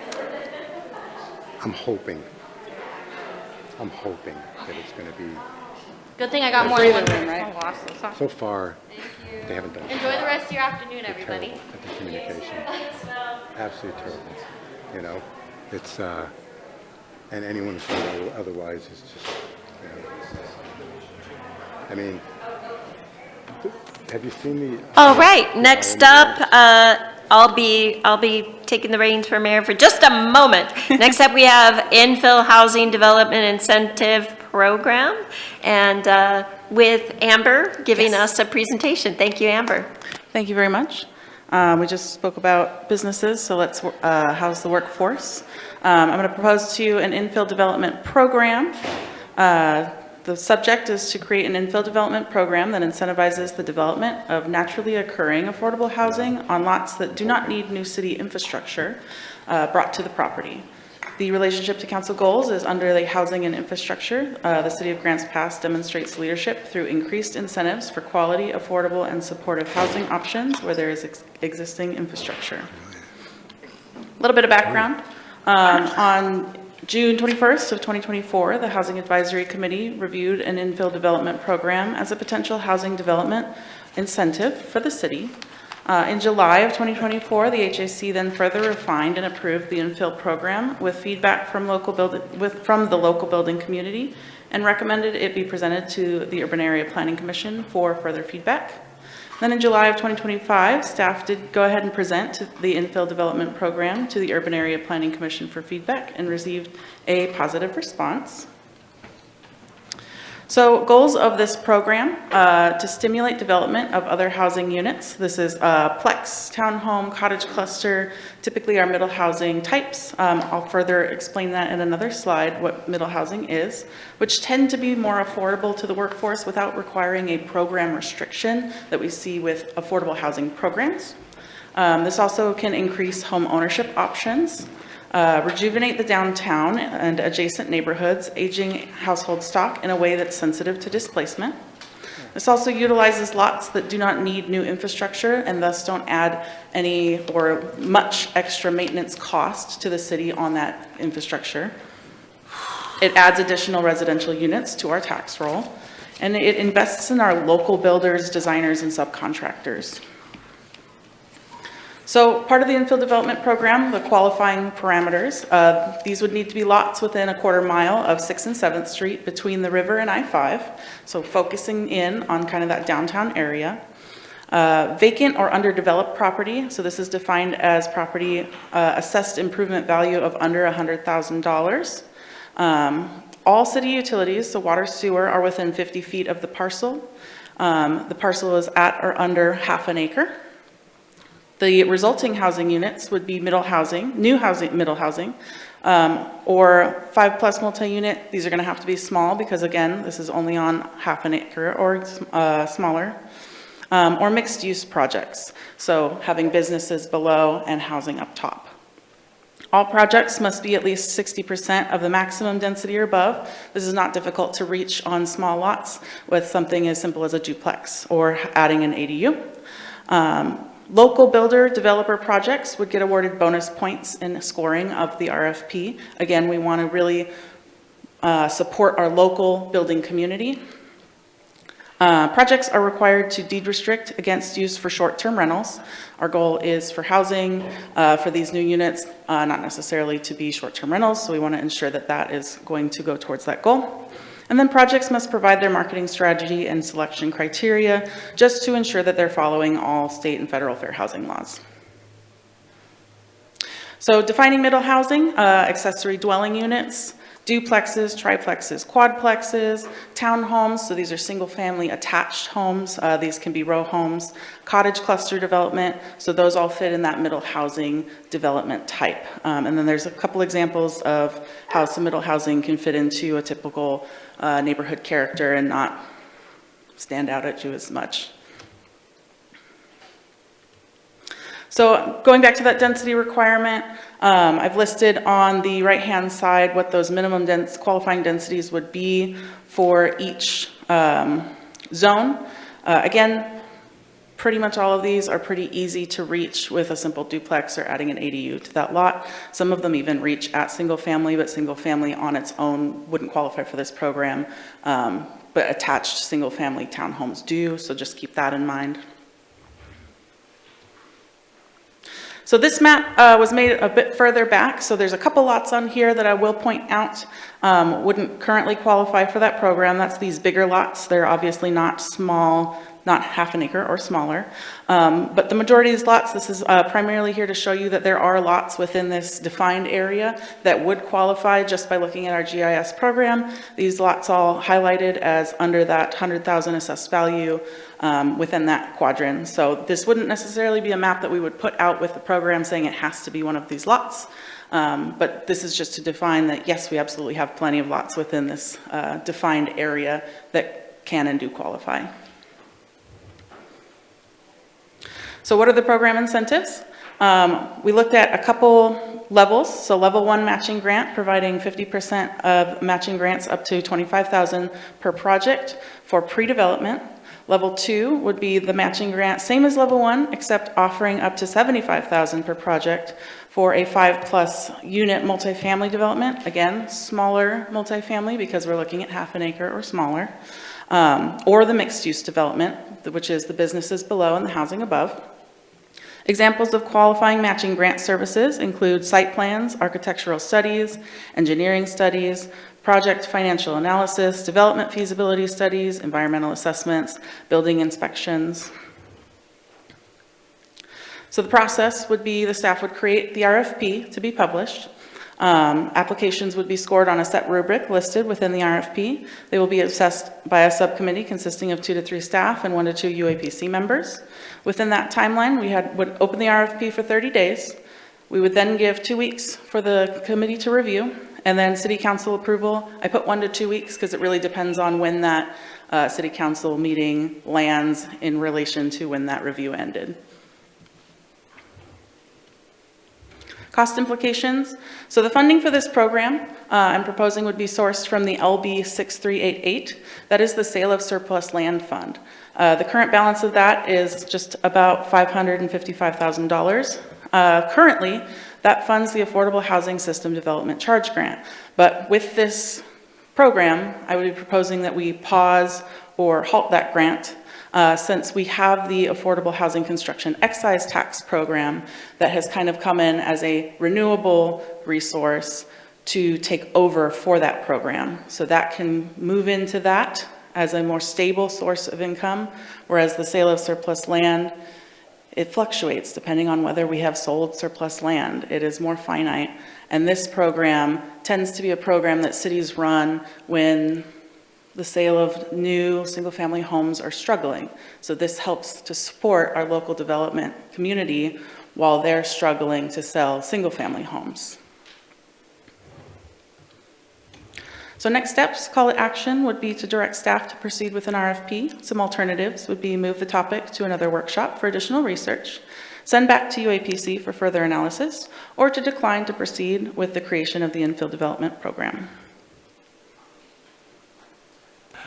Thank you very much. Questions from council? Kathleen?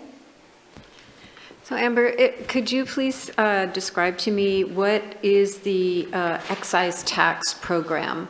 Sure. How So- is that different from the development charge grant in regards to taxpayers' money?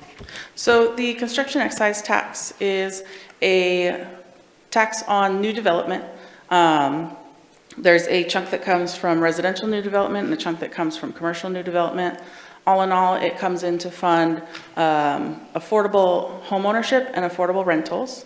I believe, is it 0.5% per residential? There is a cap as well. It can't go above 20,000, 30,000 per build or per project. I'd have to look that up. I know there's a cap. You're not going to spend $100,000 on this.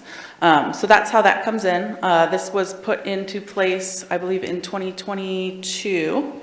And since then, we have awarded 2 awards. One of them went to the Allenwood Affordable Home Ownership Townhomes, and the other one went to the Nebraska Trail Affordable Rental.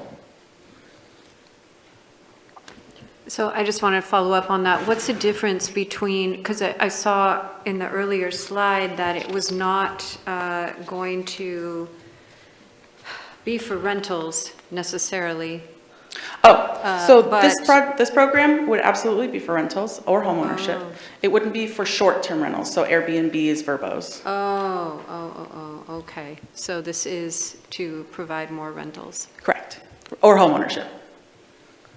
Any further questions? Indra?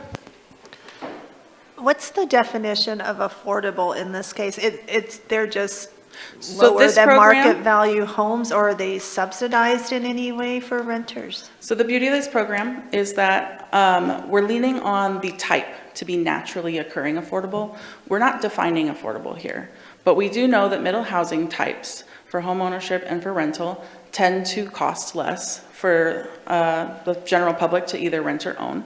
And so we're not telling people you have to make 120% or less to qualify, none of that. We're just asking that the type of building being built is a type that tends to be more affordable to attain. Clint, I had a question. Okay, just 1 second, Joel. Go ahead, Indra. Oh, so basically market value, so there's nothing to say that the builder can't, or whoever owns it can't rent it for whatever Absolutely. they want to. Absolutely. Thank you. Joel, go ahead. Well, April, I want to commend you for coming forth with a good proposal. The question I had, and I already know the answer to it, but I just want to ask the question anyway.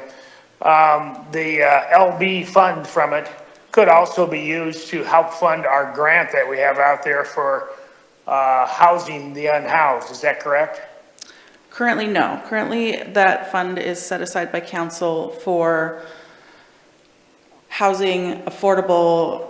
Currently, it's set as affordable housing. So this action would be changing it to allow for this on a broader scale. Of course, technically, council can change it to whatever they want, I believe. Councilor King, the second part of that answer is that those funds could be labeled as general fund unrestricted funds. So if council wanted to make a modification to the resolution that adopted that system development charge surplus of lands fund, you could, and then you could dedicate those funds to wherever if you'd like, as they're classified as general fund dollars. And I just want to add, council can absolutely say we only want to spend a certain amount of this fund on this program. And we can put an end on this program and say we'll run it for a year and maybe revisit it. These are all options council has. Well, again, I applaud you for bringing it forth. I just, as we, it seems like in my 4 years on the council, every topic is about spending money. and we've already committed to spending the money for the unhoused grant, and this could help fund that. And now we're coming up with another proposal for it, so that some of that money would have to come from somewhere else. And I just want everybody to be aware of that. Thank you, Joel. Any further questions? Kathleen?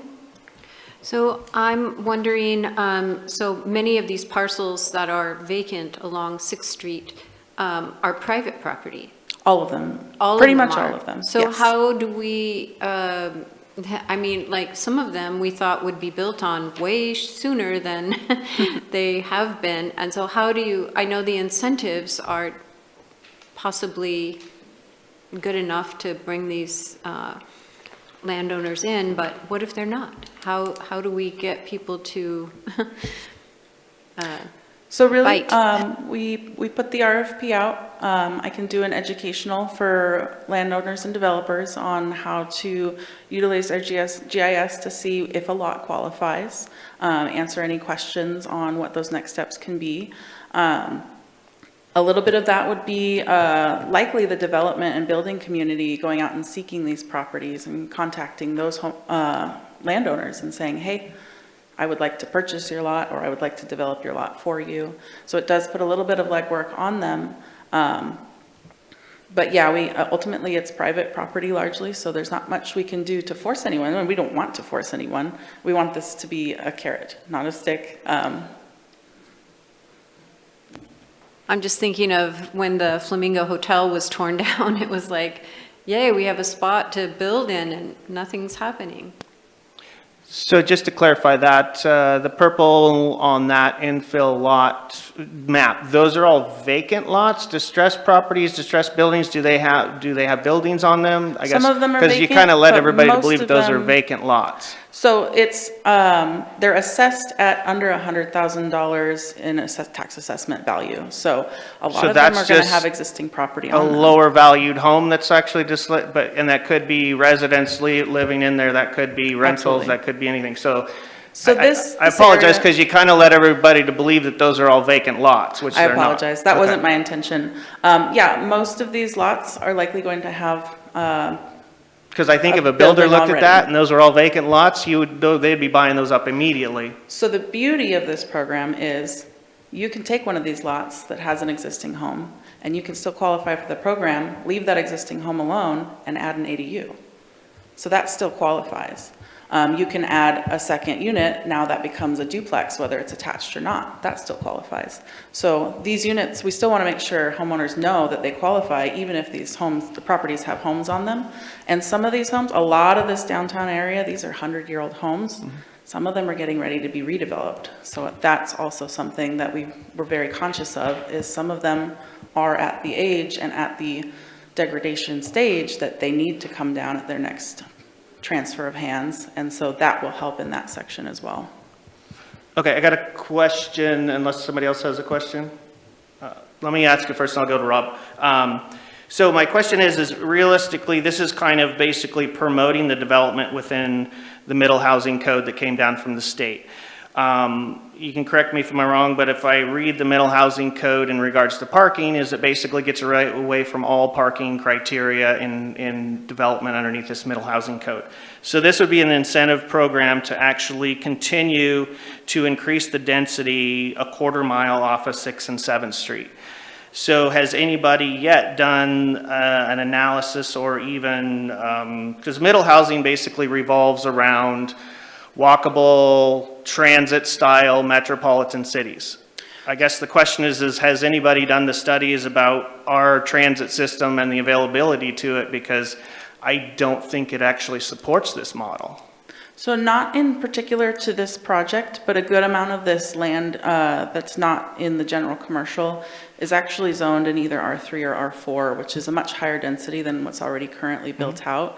And when we set those zones, we would have done those studies. Does that sound correct? Okay.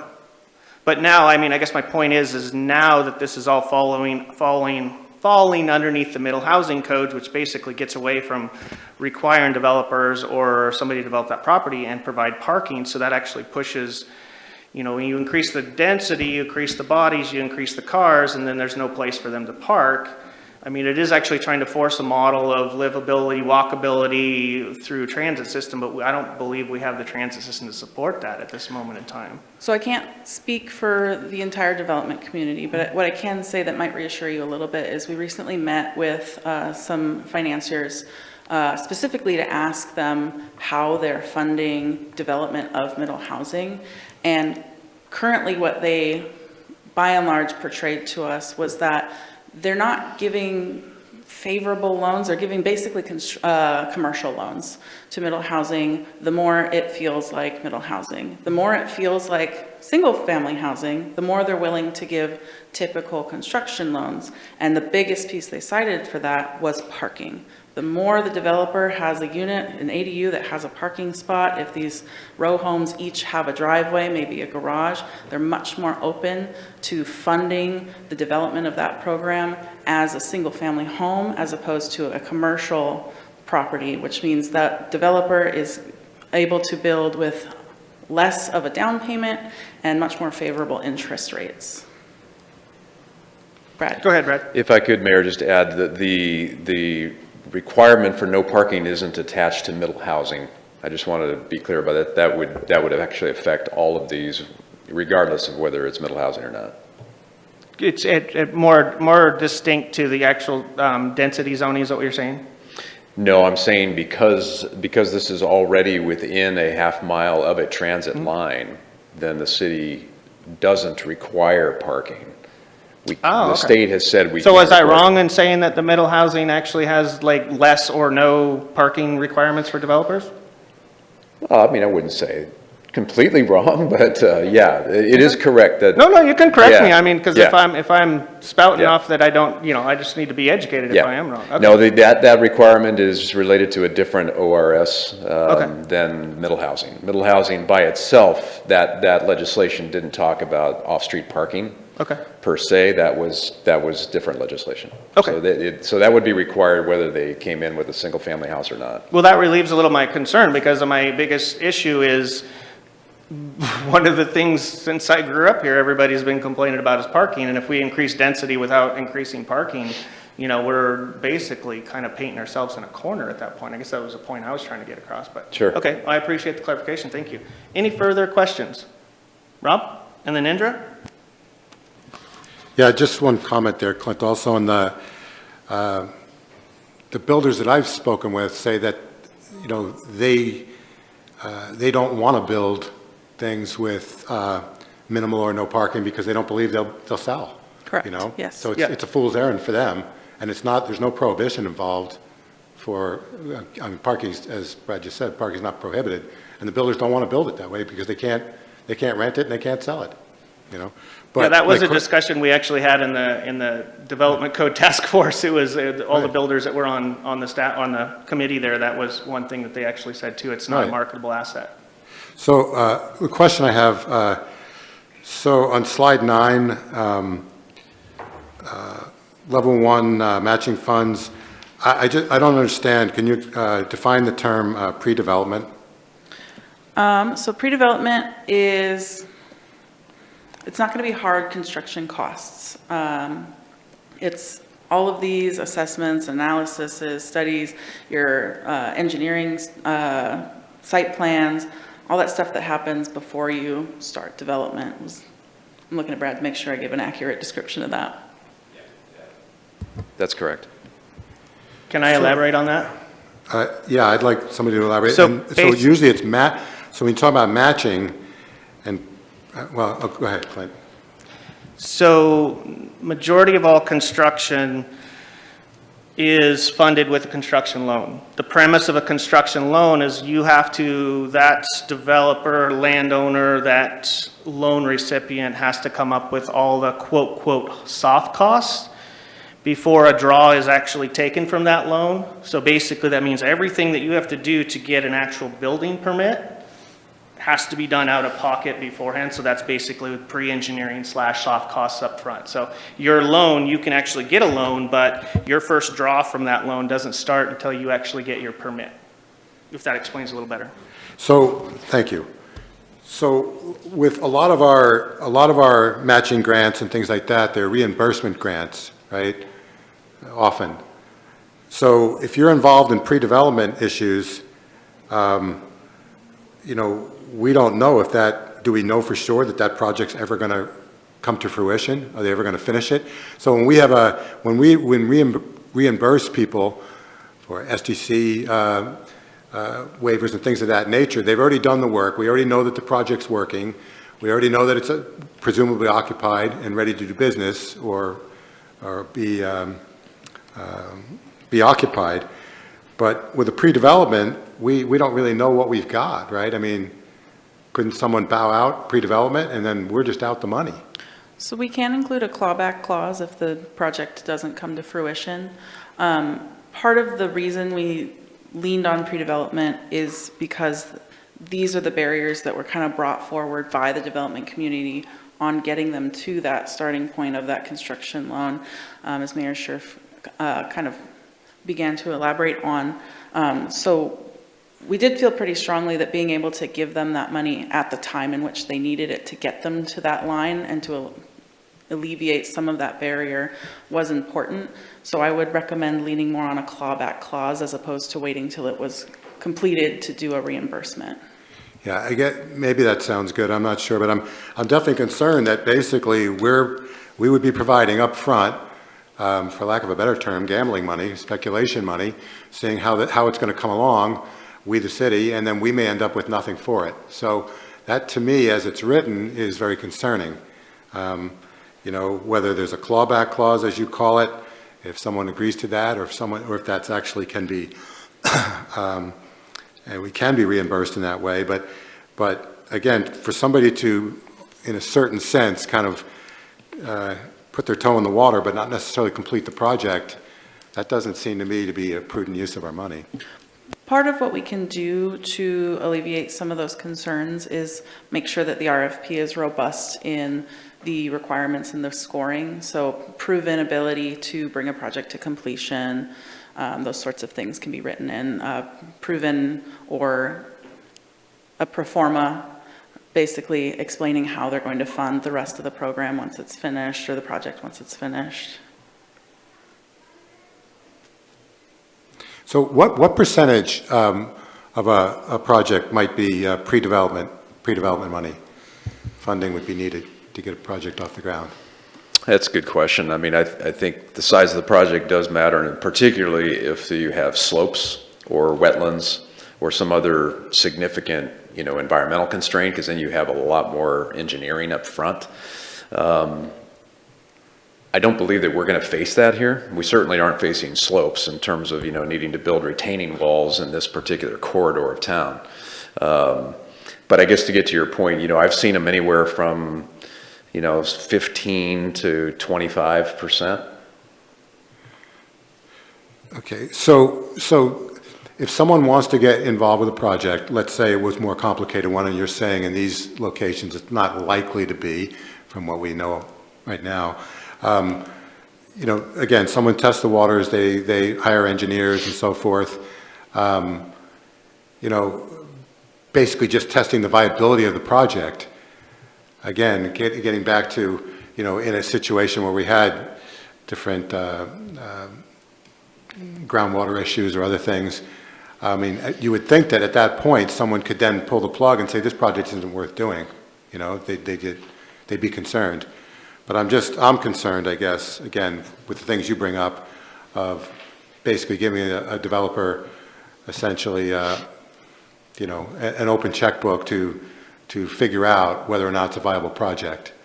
And I don't know, I guess I'd want some, that's the beauty of, I guess, a reimbursement situation. The project's already completed, we've got it, and I don't know how much upfront money the pre-development costs actually are. If they're not particularly significant, I mean, I don't really see why it shouldn't be a reimbursement, but. We can always tie it to more specific Why don't you tie it to the tasks. issuance of the permit? That, I was going to suggest that, is So we can tie it basically, to the you tie it, because it's pre-development, yeah, they may have to take, you know, and write a check or whatever, once they get issued the permit, then most projects have, to a certain size, end up having to have a bond, right? Yeah, we can tie So- it to SDCs and permits if that's That's more what I would do. comfortable. Then you're not looking at somebody's hand sketch on a napkin, you're actually looking at somebody going through the pre-development process through the city. Exactly. I got Indra and then Kathleen. Yes, so you talked about the parking, which is a real concern of mine anytime you're increasing housing and the number of people in an area. But also I would bring up transportation. Like downtown, we have basically through downtown, one bridge over that's super congested. And so I don't know, I just worry about all this extra housing, all these people. We have we're kind of not like other cities where they have lots of areas that are building or whatever, but we have our one downtown area that runs through our commercial district. I'm not against some of the dilapidated buildings doing a one-for-one, exchange, someone build a new place there, but when and I'm not against multi-unit housing at all. I just don't know why it has to be all near downtown and not out. We have lots of areas in the city where it would be perfect to put that kind of housing where transportation and congestion isn't such an issue. And then on that one side with the beautiful homes and the biking lane and the parking, I mean, that's not doable in our city where we're looking at unless you go down to one lane of traffic. So I see a lot of issues with this. I am all for incentivizing builders to build multi-unit. I just worry about the congestion is so bad downtown already, and how will this impact that? Not to mention the parking, which it would.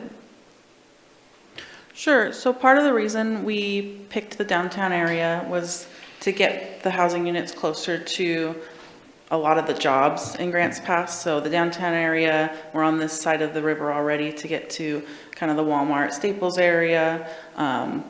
So that was one piece. The other piece is that section of town is one of our oldest sections of town. So we have a lot of lots and units that are getting ready for redevelopment.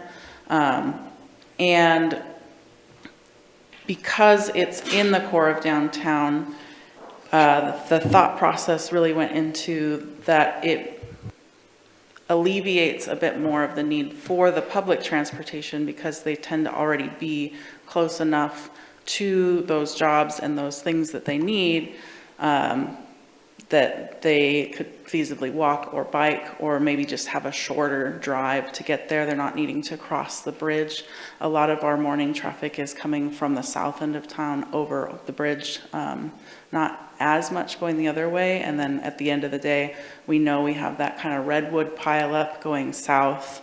So that area, in my opinion, was more of a concern of adding traffic there as opposed to our side of town here.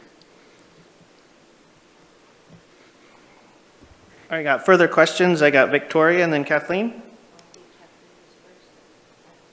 Okay, Kathleen, then Victoria. Kathleen, please. Yeah, so what I'm reflecting on is, okay, what am I reflecting on? Is the grant money or the excise tax program specifically for downtown areas? So the higher construction density? excise tax is for anywhere in town. Anywhere. Yeah. And if, okay, so I see that it's more consistent and extended. Is the money for the first grant, the Housing System Development Charge, does that have more freedom in who builds and in how they build? And so the current program is specific to affordable rental at 80% or below. Oh, both of them are. Well, the construction excise tax does have the ability for affordable home ownership as well. So we did fund an affordable home ownership project as well. The beauty of this fund, the LB fund, is that this is a city fund that was not built under any state or federal program. So we can do and build this program however we want, which is why we did not include an affordability cap or anything like that. We're trying to meet the market rate at the most needed area without requiring a program, which was also alienating or an added barrier to our local developers, because that was my two personal main goals was keep our local development community and building and developing. And make sure that the housing units we're creating are ones that our workforce can utilize.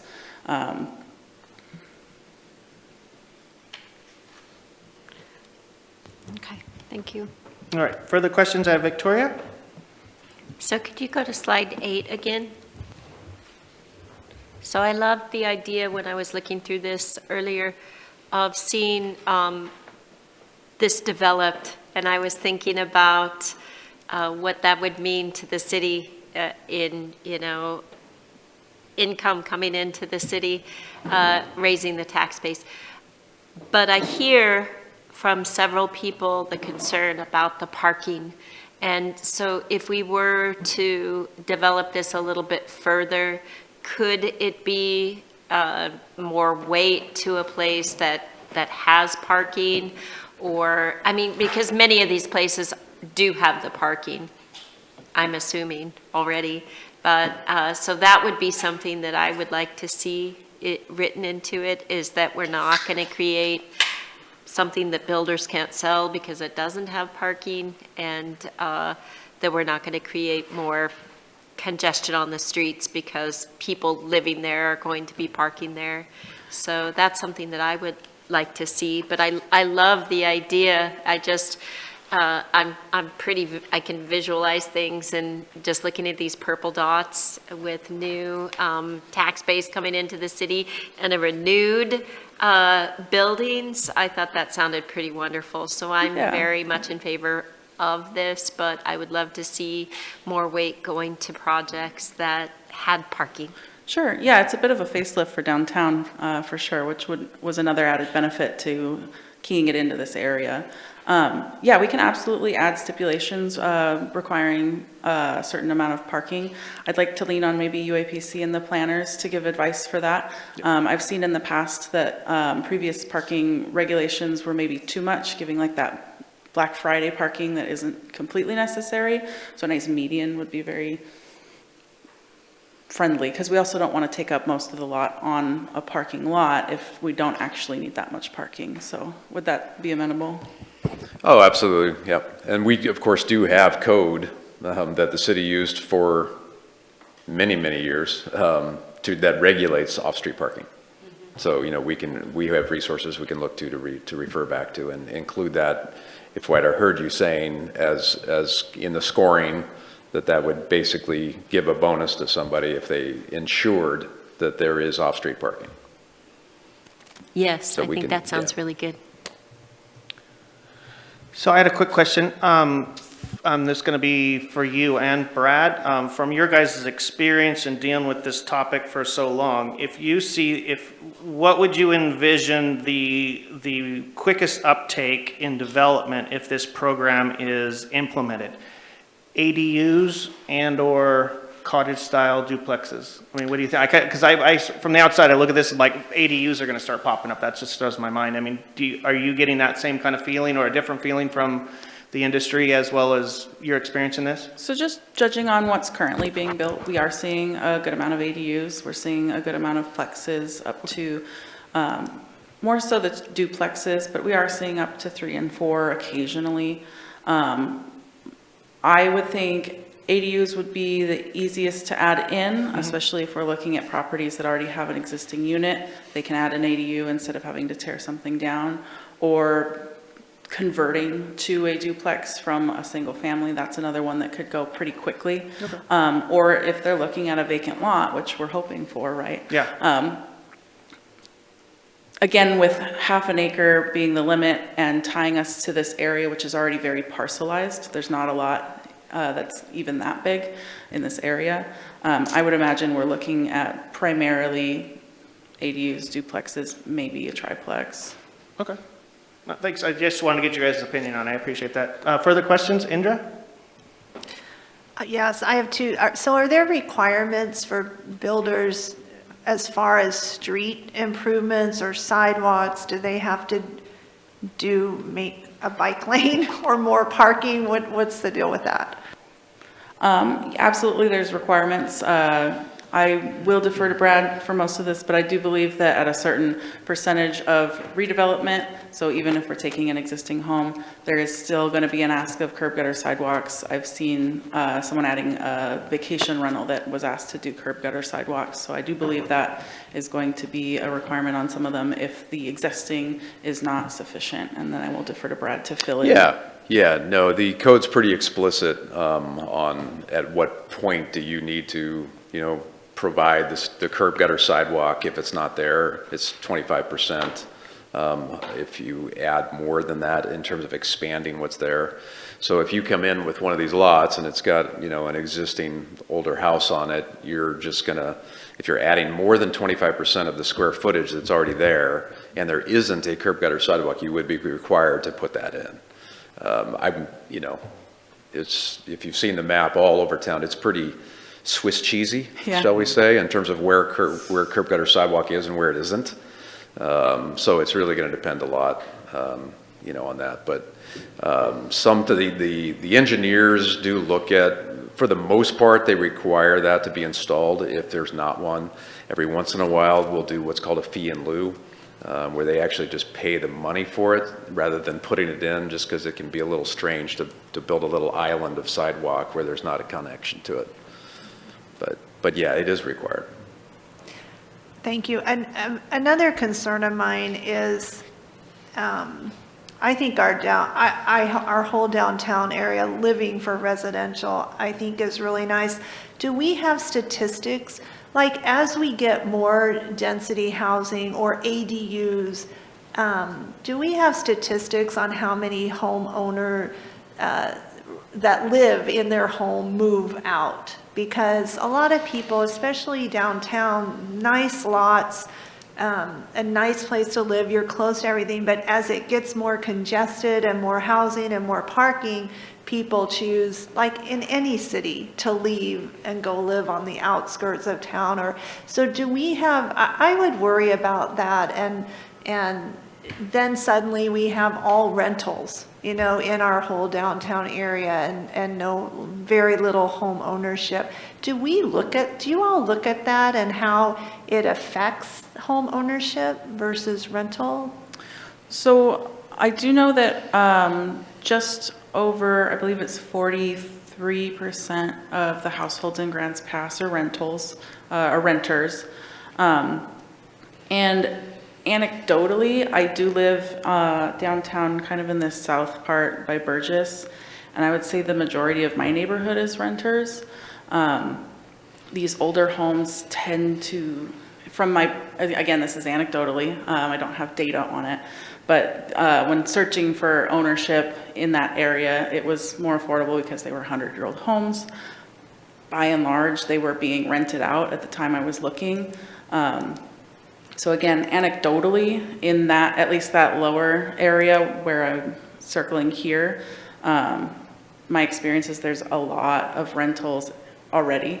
I know on my street, at least half of the homes on the street have already put in an ADU. The guy across the street from me is putting one in now.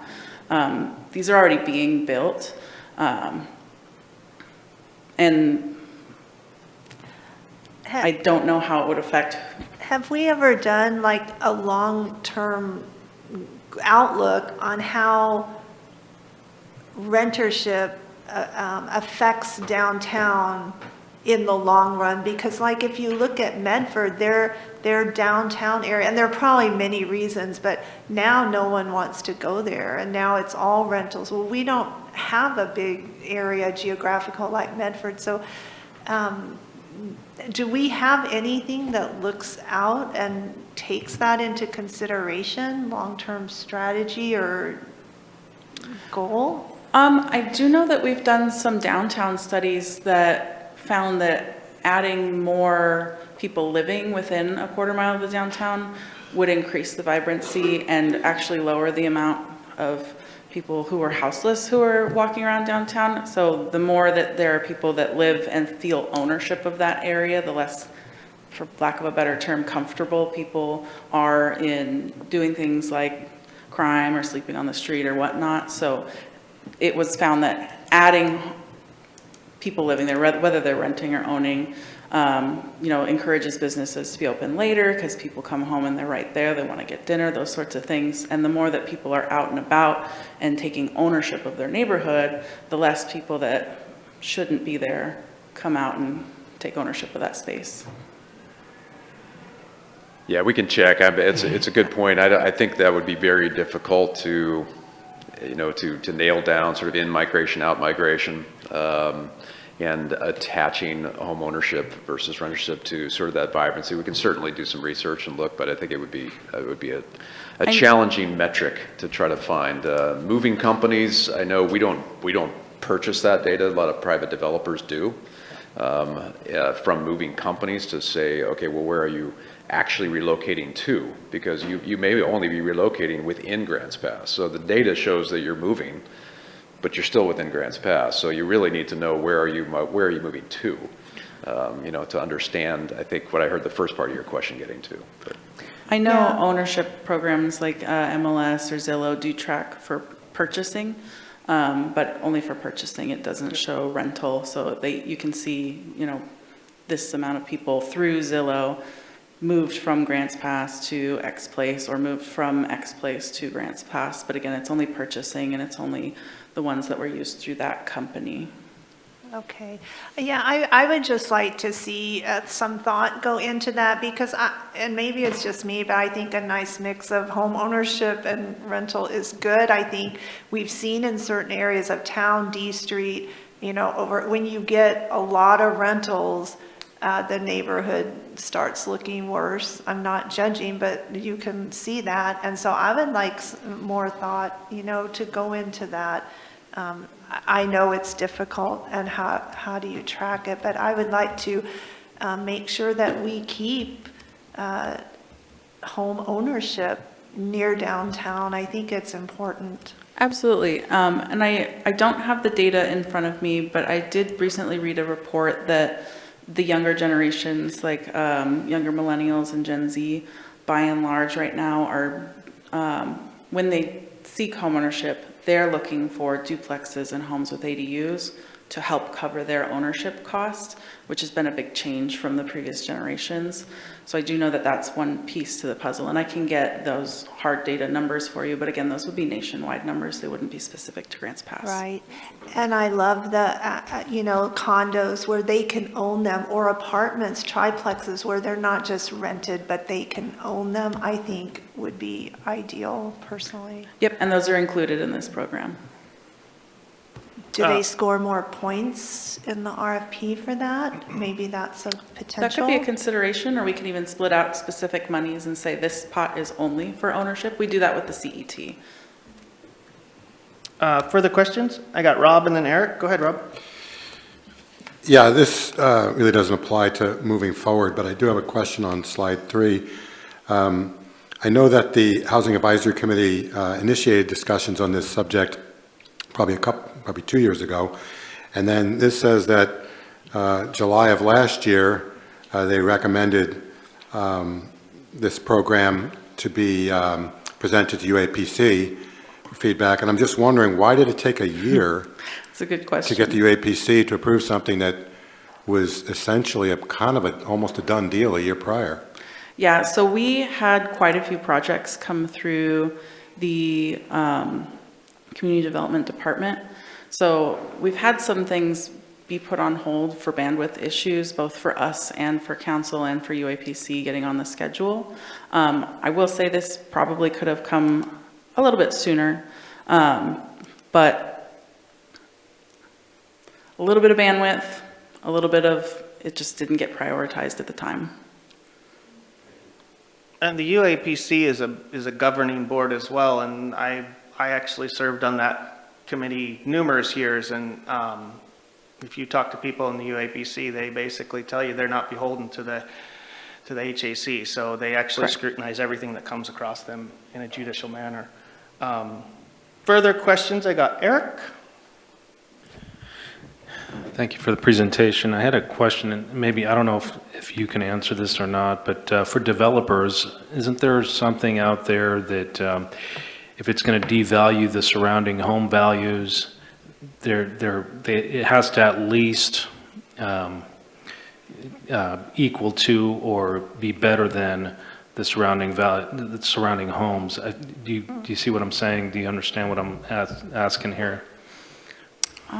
Brad, do you? Maybe it's a developer question, I don't know. Is there, I guess I'm asking, is there a requirement out there like that? To my understanding, I believe there is. My concern is with a lot of the homes, if they get built, what happens to the value of the property to the surrounding areas? You know, should there be a requirement? Isn't there a requirement? I think there is. So how would that apply here? I'm not sure about the requirement, but in my experience, especially in older neighborhoods, any new development tends to at least slightly increase the value of the property adjacent because it shows the bank's comps for what can be put there or what potential income could be from rental or home ownership. So typically it does at least increase value at least a little bit, if not a lot. So that's why the concern was put in there about displacement, because typically the concern is more about displacement and people being pushed out because their home values went too high as opposed to home values going down. Brad, did you want to add Council, to- I'm not aware of that requirement that you mentioned.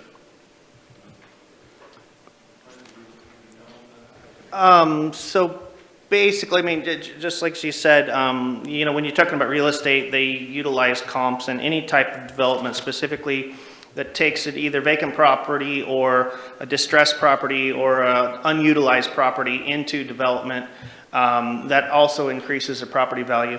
But if you kind of go back in history a little bit on how Oregon as a whole, and actually as a nation as a whole, where there's been this sentiment of pushing or acknowledging an affordable housing crisis, quote, quote.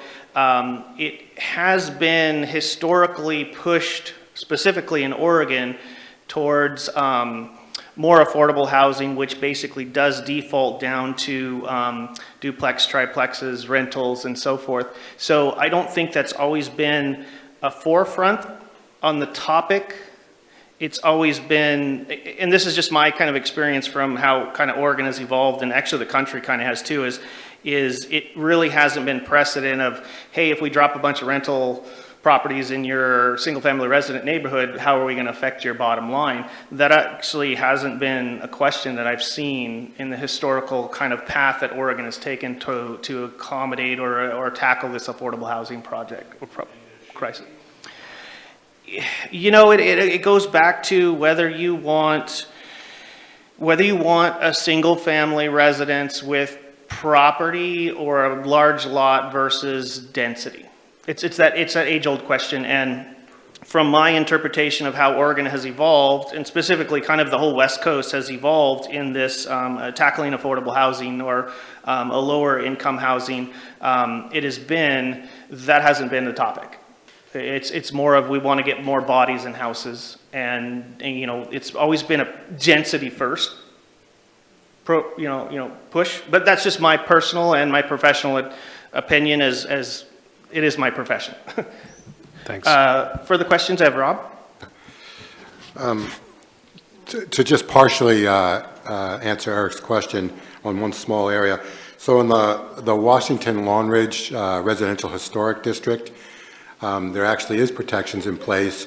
If somebody adds an ADU, it needs to visually not comply, but it needs to be consistent, visually consistent with the main house and the neighborhood. I think there's 5 different possible styles. So in other words, they can't just put up a cinder block, a cinder block ADU next to a beautiful historic home in a historic neighborhood. So there is, in that neighborhood, there are restrictions to try to keep things from lowering property values. But that's just, that's one neighborhood, and that was actually a pretty good vision for the person that made that suggestion originally. And didn't that come from the housing or the historical sites? Historic buildings and sites. Yep. That was, as a matter of fact, as soon as state law changed, it might have been in, I can't remember what year, was it 17 or 18? Yeah, when they started, they loosened up the ADU restrictions. When they loosened up everything with regards to parking and everything else.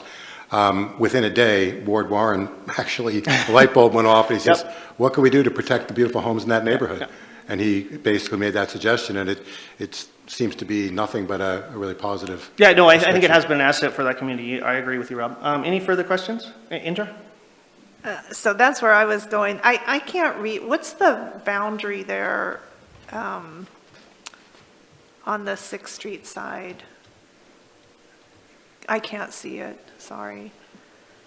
Is that all the way out to Hillcrest? It looks like Second. On the west, yeah, to the west. What's the boundary road to the west? It looks like Second Street.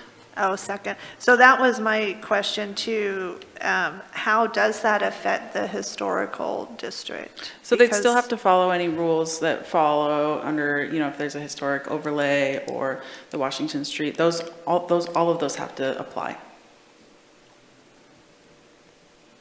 So basically, to clarify, it doesn't circumvent the already.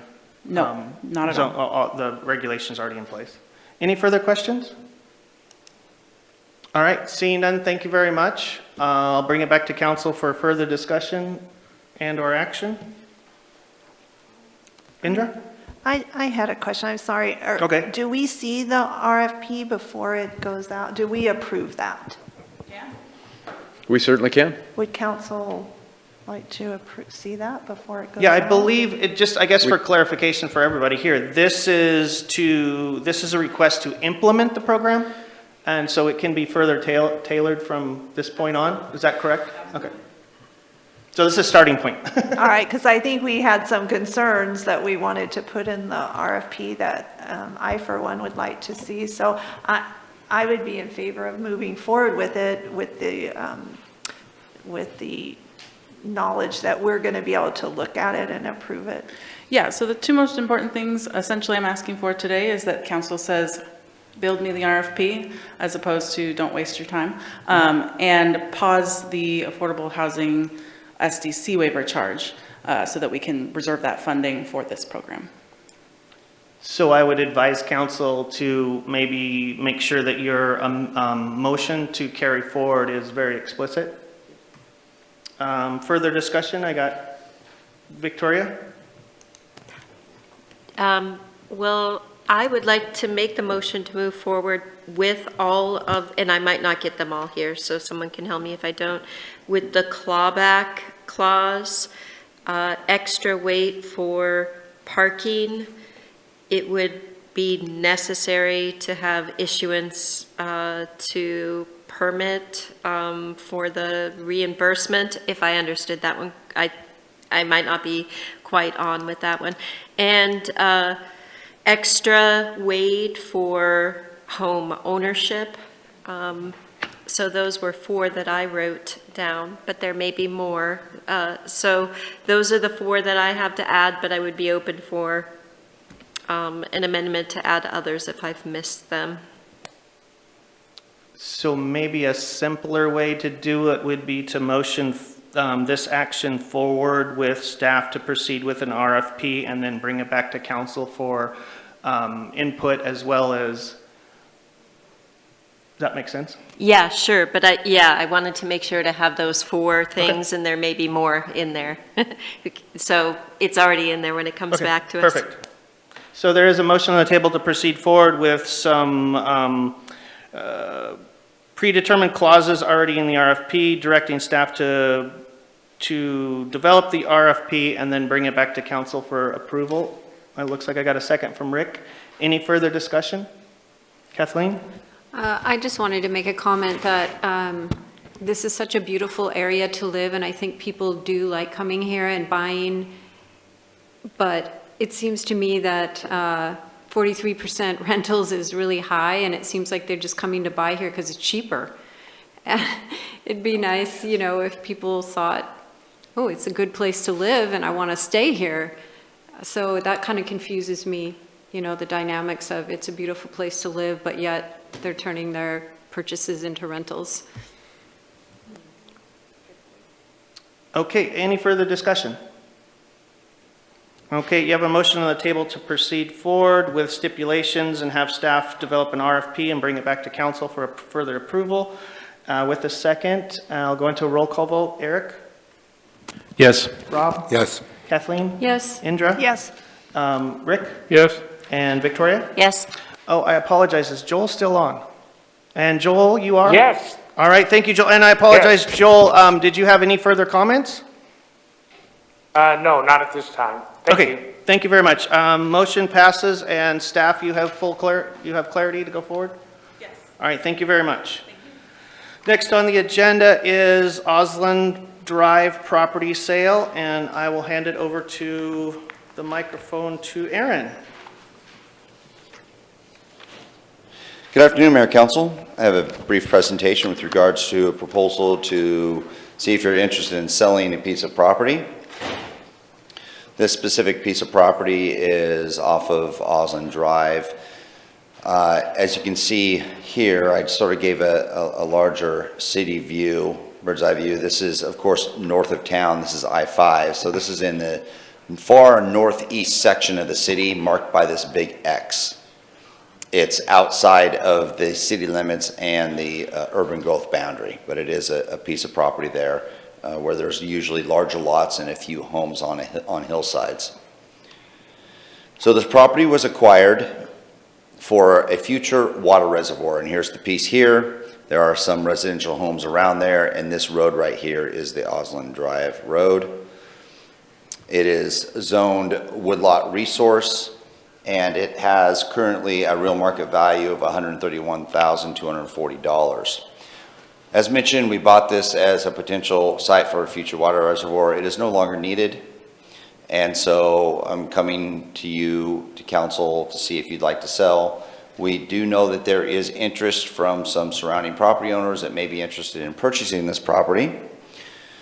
So the way we would work this out is I would get direction from you as council that yes, we concur that we can release this property into public hands. We would sell the property. Proceeds from the property would go back into the water fund, which is the fund that purchased the property. We would start by getting a market analysis through a listing on MLS, and we would move forward with marketing that property. So with that, I'll stop for any questions. Council have any questions? Kathleen and then Rick. Kathleen? So Aaron, when you say that it would be credited back to the water fund, does that mean for the water treatment plant? Yes, that's correct. Okay. And is it correct that a neighbor wants to buy that property?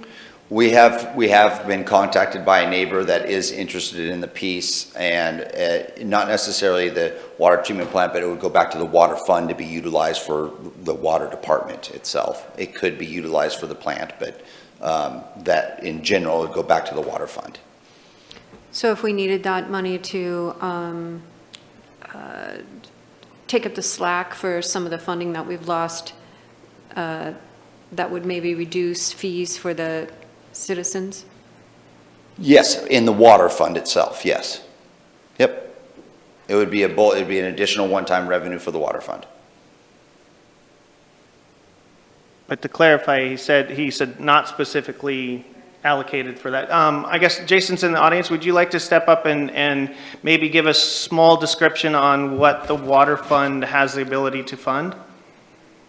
Or does that make sense? I guess because the question is does it go back to the general fund for the water department, or is it allocate, or blah, blah, blah, blah? You kind of get where the question's going. That's a policy decision for you. It's generally just, it goes back into the water fund and shows as a one-time revenue and then gets allocated out with all of the other capital funding. Okay. So nothing specific. And then this property is just not needed anymore. We would be very hard pressed to build a reservoir now that the house has been constructed directly above it. And it's more suitable to put this reservoir in a different location off of Vertical Drive. Thank you, Jason. Further questions? I had Rick and then Eric. Thank you, Aaron. So do you know if anybody's been on site to see if that's a view site? Because a lot of those properties out there are, and that could increase the value? It likely has views. The property itself is pretty much deemed a buildable site. There's a piece of property here that's in equal acreage, and I think its real market value is only $50,000 to $70,000 because it may not be as buildable of a site. This is a site that is, we believe you could build on it if you so desired. So it has a real market value of that. This neighboring property here has a real market value that's very similar to this piece also. Okay, thank you. Any further questions? I got Eric. Not sure if this is an appropriate question, but I'll ask and you can stop if it is. But did the city, they're not losing any money by selling this property with this price tag right now? No. Breaking even, or I'll just leave it there. Yeah, and again, like I said, we'll do a market analysis with the real and ultimately a chosen realtor when it's put on MLS. We know right now that the real market value, according to the county, is $131,000. Any further questions? I got Rick. So Aaron, I just noticed the property is zoned woodlot resource, so we'd have to put a home site on there, would have to go through a special process in the county, which could an approval could really enhance the value of the property. Would we, the city, ever consider that, or we would just sell it as is? I don't believe we should be in the developer market, and it should be just whoever the future property owner is would go through that process. They may have different use for the property. Any further questions? Indra? I just have a general question on property sales. So is it often that a property owner comes to the city to ask to buy property and we automatically bring it up for sale, or do you say no and don't bring it up? Who decides that?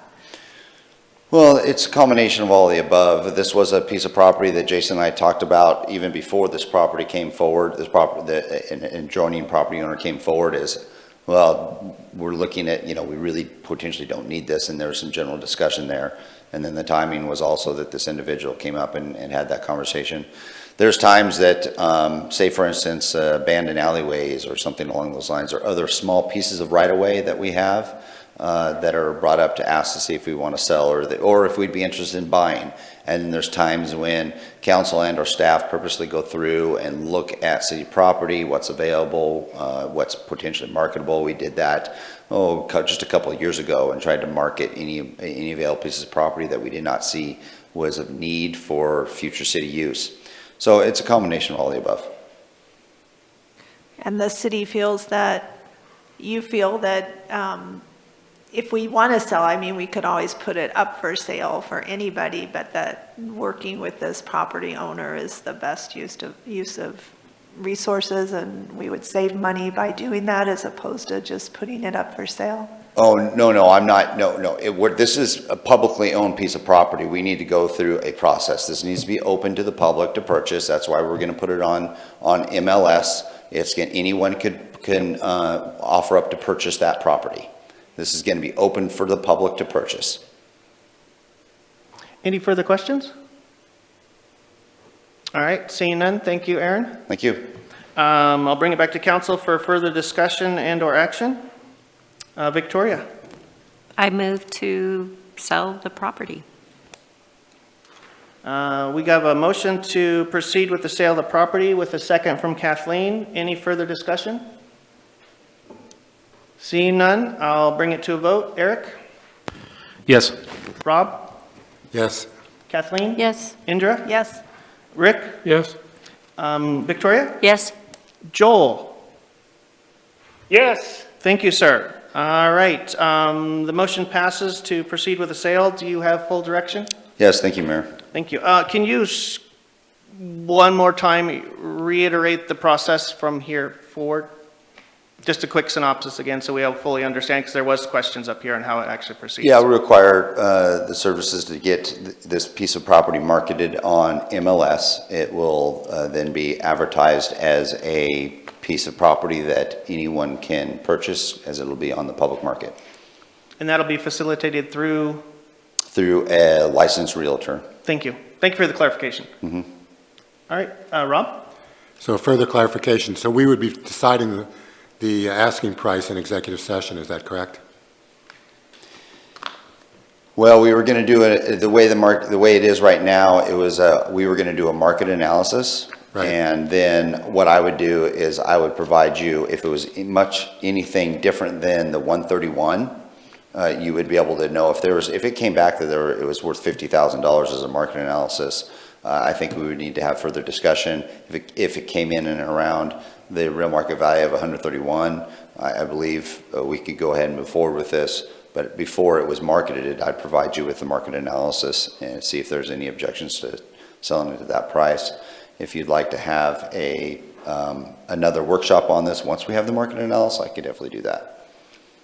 Well, I mean, sometimes real market value is quite a bit different than actually what the property can actually garner. There's no doubt about it, right? Yeah. We know that. So the bottom line is we have to decide a price at some point. Yeah, and when it comes to selling when it comes to purchasing property for the city, that's a real key piece where you need to make sure you're sitting in executive session, you're having a discussion on what you might want to purchase the property for, what the property price might go for. Normally on the sale of property, you go for what is the market analysis or what an appraisal is, and we've talked about that also.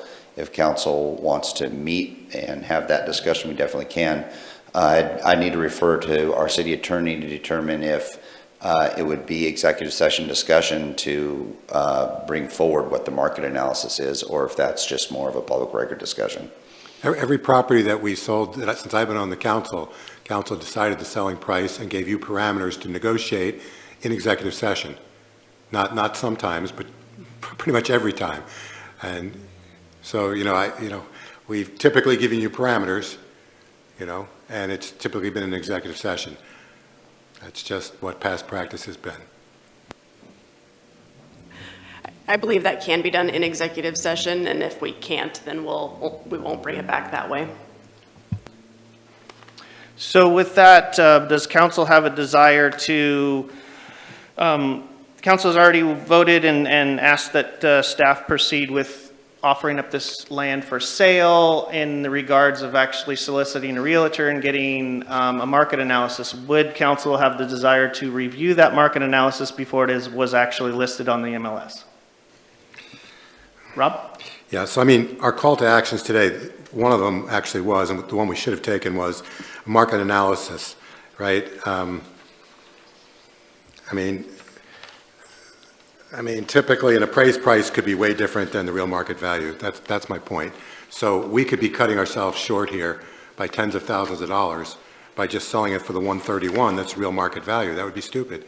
So I can't see making that decision today before we have had an appraisal done. So to move forward and say sell it at 131 is just not in the taxpayer's best interest. I agree with that statement. That's why we either need to do a market analysis or an appraisal.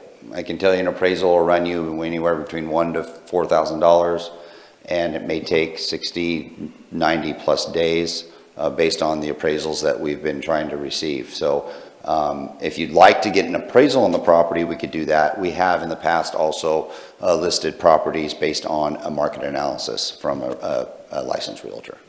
Yeah, to me, a market analysis sounds sufficient for something that's relatively low dollar figure.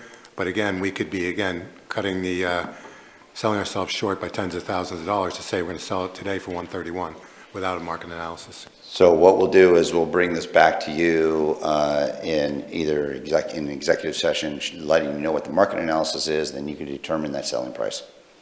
Yeah, and the motion, to clarify, was not to sell this piece of property for real market value. It was actually to proceed forward in soliciting a realtor to get a market analysis. And then so basically you have direction, you bring the market analysis back to the council for discussion. Correct. All right, is that good with everybody? Okay, thank you. Thank you very much. All right, that kind of cuts down our agenda for today. Now we're at, for our workshop agenda, now we're at agenda review. Is any counselor have any questions, comments, or discussion in regards to our agenda? And I see Victoria, just because she was at the peripheral of my eye, and then Kathleen. So Victoria? I'd like to see A, under the consent agenda, starred with just an overview of the safe routes, I kind of had some questions about safe routes and if this is just another phase of it, if there are many, many more. So I don't know if it just needs to come off the consent agenda or if it just needs to be starred with explanation. We'd be more than happy to either answer any questions you may have in advance of the meeting or star it and provide a brief presentation for you, whichever you feel most comfortable or whichever council feels most comfortable. Yeah, I would like a presentation. Starred with a presentation. Okay, so there's sentiment on the table to have the consent agenda item A starred for our next meeting on Wednesday with a brief presentation. Everybody good with that? Looks like we have consensus. Thank you. I got Kathleen and then Eric. Kathleen? I wanted to ask that we review the resolution on national events. I feel like there's been 2 major national events that have come up since the summer that our hands were tied in allowing them in our city. The pro-life march was one of them, and then this Charlie Kirk vigil. They were recognized by so many cities, so many national, had such a presence that I was, I guess it went back to a resolution that a former city council said that we're not going to recognize these things, and I'd like to revisit that resolution, possibly change it. Are you familiar with the resolution that we're discussing? I'll have to research the resolution specifically, but I understand the spirit of what you're mentioning, and we'd be more than willing to have a workshop discussion on that topic, if that's what council desires. Thank you. So we'll go ahead and put that on the back of our agenda? Certainly. I appreciate that. How should we title that? Is it around national events? Is that the right way to say it, or? Well, if I find the resolution, I'll title it based off the resolution, but I understand what the spirit is, and we'll have that marked on the placeholder. I don't know what the specific words will be, but you'll see it on the back. Rick, did you have something to add to that? I believe the resolution before was, the words were used, a controversial subject. Yeah, now it's coming to mind. I know exactly which one you're talking about, Counselor. Thank you. Okay, is it on the same topic, Victoria? I think it might be on the same topic. So I think there may be 2 things here. Earlier, we talked about the issuance of proclamations. Is that under the same, or would that be different? Yeah, it's basically this similar thing. So it'd be proclamation type. So that will be added as well? Yeah, and okay. I think the difference is that with the proclamation, it was not only the authority of the proclamation, but also the subject matter of the proclamation. With this topic, we're sort of addressing the subject matter of the proclamation, and we could take that as a guiding document to have that discussion for this topic. So it is both, really is both, yes? Well, that's when we would utilize that proclamation document, I think, as some of our guidance on what we actually promote or not within the city, as a guiding document to start the discussion. I don't know if council's wanting to discuss who gets to proclaim something or not, because currently right now it's the mayor's authority to proclaim. I didn't think that was in question, just the subject matters in question. Subject matter. Okay, thank you. Further discussion, I had Eric in regards to the agenda. Yes, thank you. The SOP regarding legislative policy, have we decided yet exactly when that's going to happen? Or it shows right here it was put on there for 9/8. Third one down. On the back of the agenda. On the back, yes, on the back. I believe the 9/8 was when it was. That's when it was put on there. Yeah. What we're doing Right. is we're coordinating that discussion with also a legislative update and then future legislative campaigning with our legislative. So it's still undecided? We don't have a date yet for it. Okay. I'm hoping by the next agenda setting meeting, we'll be able to have some potential dates for the mayor and council president to consider. Yeah, staff is currently doing their research. Thank you. Any further discussion in regards to agenda? Indra? Yes, on the back of the agenda is the municipal court. I would like to see that scheduled on the agenda on one of the dates. To me, that's a major priority over a lot of the things that we've been discussing in workshop. So what's the holdup with moving that up, I guess? Currently, that has been in the discussion of agenda setting for numerous times here. What we're getting from staff is they are still doing a lot of the research on that because it is an in-depth conversation and it has a lot to do with it. So basically, staff is not currently prepared, but they are doing their research to bring it forward. Yep. Yeah, sorry, Stephanie, go ahead. I actually have been working on this, done the research through the statutes. Where we've kind of been hung up is nobody has created a municipal court in a long time. Everybody's as old and established. We're surveying, we're trying to get the information from how different entities are running. I was actually at a conference on Friday. There was a session on municipal court. I was able to pick the brains of a couple of judges afterward to get some guidance. And they suggested that I reach out to a number of entities that are listed on the municipal court document. So that's my next step. As soon as we have all that information together and we know kind of how the different entities put theirs together, where their funding streams come from, what their rules and procedures look like, I'll be bringing back a package of information for you to decide what you would like me to pursue further. Do you have an estimated timeline for that? My goal is within the next couple of months. So before the end of the year, I should have something back before you. The survey, I'm anticipating I'll get the information back within a few weeks and then start pulling together what I need to do from there. And Indra, I appreciate you keeping attention on this, and I just really want to clarify, I am actually keeping a lot of attention on this too, and staff has been embroiled with a few things as of late, and their time has been stretched a little bit thin, but it is always a question that I'm asking, so we are desperately trying to get that to move forward, and I appreciate you shining more light on it. Thank you. Rob? So on the same subject, you know, I would hope that staff would also bring back an analysis of whether or not a municipal court is likely to practically help us in any way. Because my understanding is it's never seemed like we have a lack of laws on the books. It's never seemed like we had a lack of arrests. It's never seemed like we had a lack of arresting people a dozen times as they use the revolving door of our criminal justice system. So even if we had, since I don't think it's on the table for us to open our municipal jail back up, that's been closed for decades. It's still there, but since we're not going to do that, how would a municipal court even help us? That is actually one of the questions that I have on the survey is what are you seeing are the benefits? Are there things that you're seeing that don't work? Those kinds of things. I'm not talking about benefits for other cities. I'm talking about for our county with our sheriff and our jail. So things could work really well in Medford or Ashland. We have a different jail situation.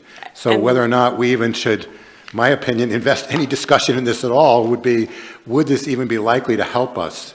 And that would be council's workshop discussion. Do we want to pursue anything along of this nature or not? So I guess my point is I'm giving you that question and Aaron that question up front so we don't go into our municipal jail discussion without also being able to have the discussion of whether or not this would even be, would help us in any way. So it's up to you guys to do the research and find out, answer some of those questions. How is our jail situation different than Jackson County Jail? Do their municipal courts work, and would ours work the same way, given our limitations on our jail? Because it could be a very short discussion in municipal court if the answer to those questions is no. That is already information we were planning on gathering. Thank you. Indra? Along those same lines, if we do find that is not going to help us, I mean, the other question I would have is how can we work with the county DA and jail to make it work for us? Because my understanding, and a lot of people, is that we're arresting, our police are doing their job, but they're not being held accountable by the DA and the jail. So I think part of that is if municipal court isn't going to help, or maybe it's a combination, how can we work with the DA and the sheriff to get more jail beds or more prosecutors that possibly the city just pays for to keep criminals accountable for their actions? So I think that would be part of that discussion as well. Okay. I agree with you a little bit, but I kind of think that that would be the evolution of that discussion. I think at this point in time, council has expressed their desire to investigate how to actually put a municipal court together, which is basically kind of like the building blocks of it. But that would be a continuing conversation okay, hey, Stephanie comes to us and says X, Y, Z to do it. Council says, oh, great, we want to continue to do that. Then it's going to be continued on. Even if council says, no, we don't want to continue it, you can still continue those conversations with getting more research from how the DA and the county jail systems work. I just don't know if it's lumping it together with that is a little bit too much. We're going to bring back as comprehensive of information as we possibly can because we want you to make the most informed decision. I don't think there's going to be a recommended path necessarily as much as here's what's working, here's what's not working, here's how we could do this, what do you want us to pursue, and what do you want us to come back with in designing a program. And you're talking about topics that can be linked but also can be discussed separately. Yeah. You're talking the criminal justice system. So these are all items that you can talk as a package or that you can highlight and focus on individually. Go ahead, Indra. Well, to that point, since municipal court is going to take a while to finish researching and going, maybe we should pursue what we can do now with the county in the meantime before we maybe do a municipal court. So maybe that's something, Aaron, I don't know, city staff can start communicating to see if the city can work with the county in any way. I would be for that. So maybe we could do a small reach out to county officials to see if we could maybe do, in a future workshop, have an educational discussion.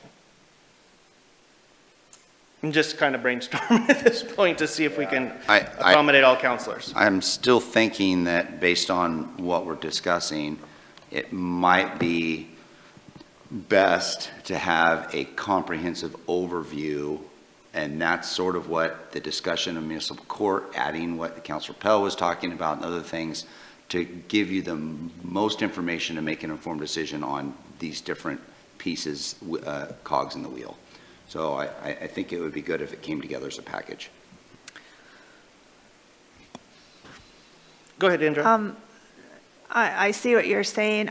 My concern is about, as we have closed the parks and people are out and about more and calling, I just think, is there something we can do in the meantime? It's going to take months and months for the municipal court. And is there anything to do in the meantime? So I'm just thinking this might be a first step to do something.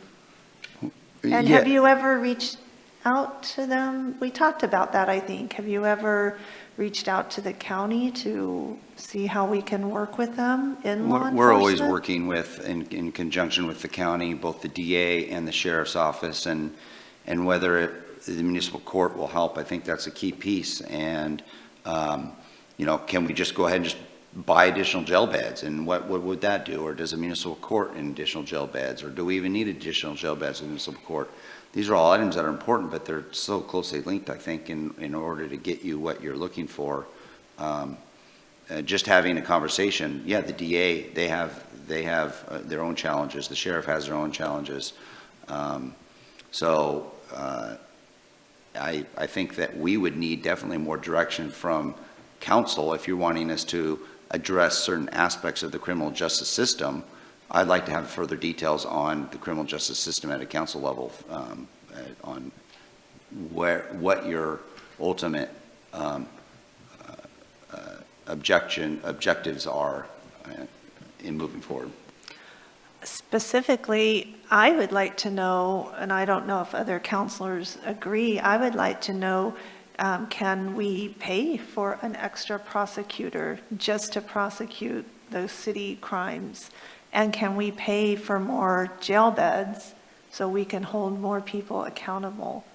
That's specifically what I would like to know. Yeah, we looked into that in the past, and the answer is we can provide more money to the DA, but they to specifically do just city projects, it's still a DA, and they would need to, we would be bolstering their system and helping the whole system. Can we buy additional jail beds? Sure, we can buy additional jail beds and have some additional jail beds for our capacity.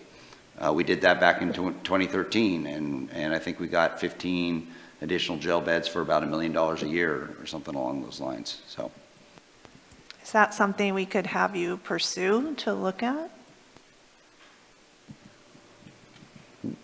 Well, I think that we should have a workshop on what, if you're wanting additional jail beds, is that the answer? And what are the additional jail beds trying to fix? What are you looking at wanting to fix? What's your outcome that you'd like to have with this? What are we trying to address? Because municipal court might be a thing, jail beds might be a thing, further enforcement might be a thing, different codes or ordinances might be a thing. I need to have more, I would like to have more direction on what is it you're trying, what issue are you trying to address, and what tools do we have to potentially address those? And, okay, and I am specifically holding the catch and release and holding people accountable for their crimes. So not just, and the low-level crimes, which are the quality of life crimes, which is what most people are upset about in our community, though. The walking, and I just had 2 yesterday. You know, they walk against the light right in front of your car, the defecating all over, the breaking of the windows. I mean, just the low-level crimes where there's no accountability at all. That's what I'm interested in. And I don't know the answer. That's why I would want you to talk with the DA and or sheriff to bring to us, is there anything? Maybe there is nothing, but is there anything we could do that would help that situation? Recognizing that, that's why we're having this municipal court discussion, and that's why we're bringing that forward, is to start to address those issues as a tool for us. So I think that's directly in line with what we're already tasked to look into and provide a report to you on. Okay, it just takes, this is my last comment, it just takes so long. I mean, we've been dealing with it a long time, and now everything takes so long. I'm just trying to get something started, that's all. Thank you, Indu. I appreciate your comments. Further discussion, I got Victoria and then Eric. Victoria? So just from listening to all that, I think Stephanie said it's maybe in 2 weeks that we'll have something to come forward in 2 weeks, just some, not the whole thing. No, I understand. No. I will be lucky if I have answers to my surveys in a few weeks. I won't have anything to come back to you probably for at least a month and a half, if not more. Oh, that's completely understandable. So I was thinking in that presentation, though, with things that were said here, can we add in that workshop that will come as a result of what you're doing now, because it will take a long time, we'll have this is what a municipal court would be, and maybe it's going to involve a municipal jail, and we recognize it's going to take a long time, so we're also going to add to that workshop some things that can be done in the interim. That's the point I wanted to make. We'll see if we can come up with some options like that. And I was just discussing with Aaron that I'll make sure we have some data as well regarding what we're dealing with, what we would expect to see as far as violations, misdemeanors, and transports to jail and releases. That sounds really good.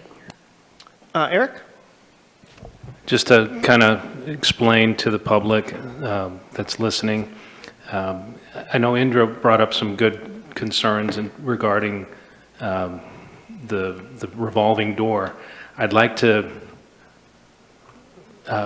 focus on the fact that there is a Senate Bill 48, that's out there, that is the matrix where the revolving door occurs, the proverbial revolving door. That's Senate Bill 48. So unfortunately, some of those things we can't prevent on the county level or the city level. So that's where we're seeing a lot of this frustration with the municipal court, Senate Bill 48. So if we want to see something like that stop from happening, that needs to happen up in Salem. Any further discussion in regards to upcoming events or the agenda? All right, seeing none, if you guys are all ready to adjourn, I am, because I do need to use the restroom, so we'll... I motion we adjourn. Thank you. We're out of here, thank you. Everyone but Clint adjourned.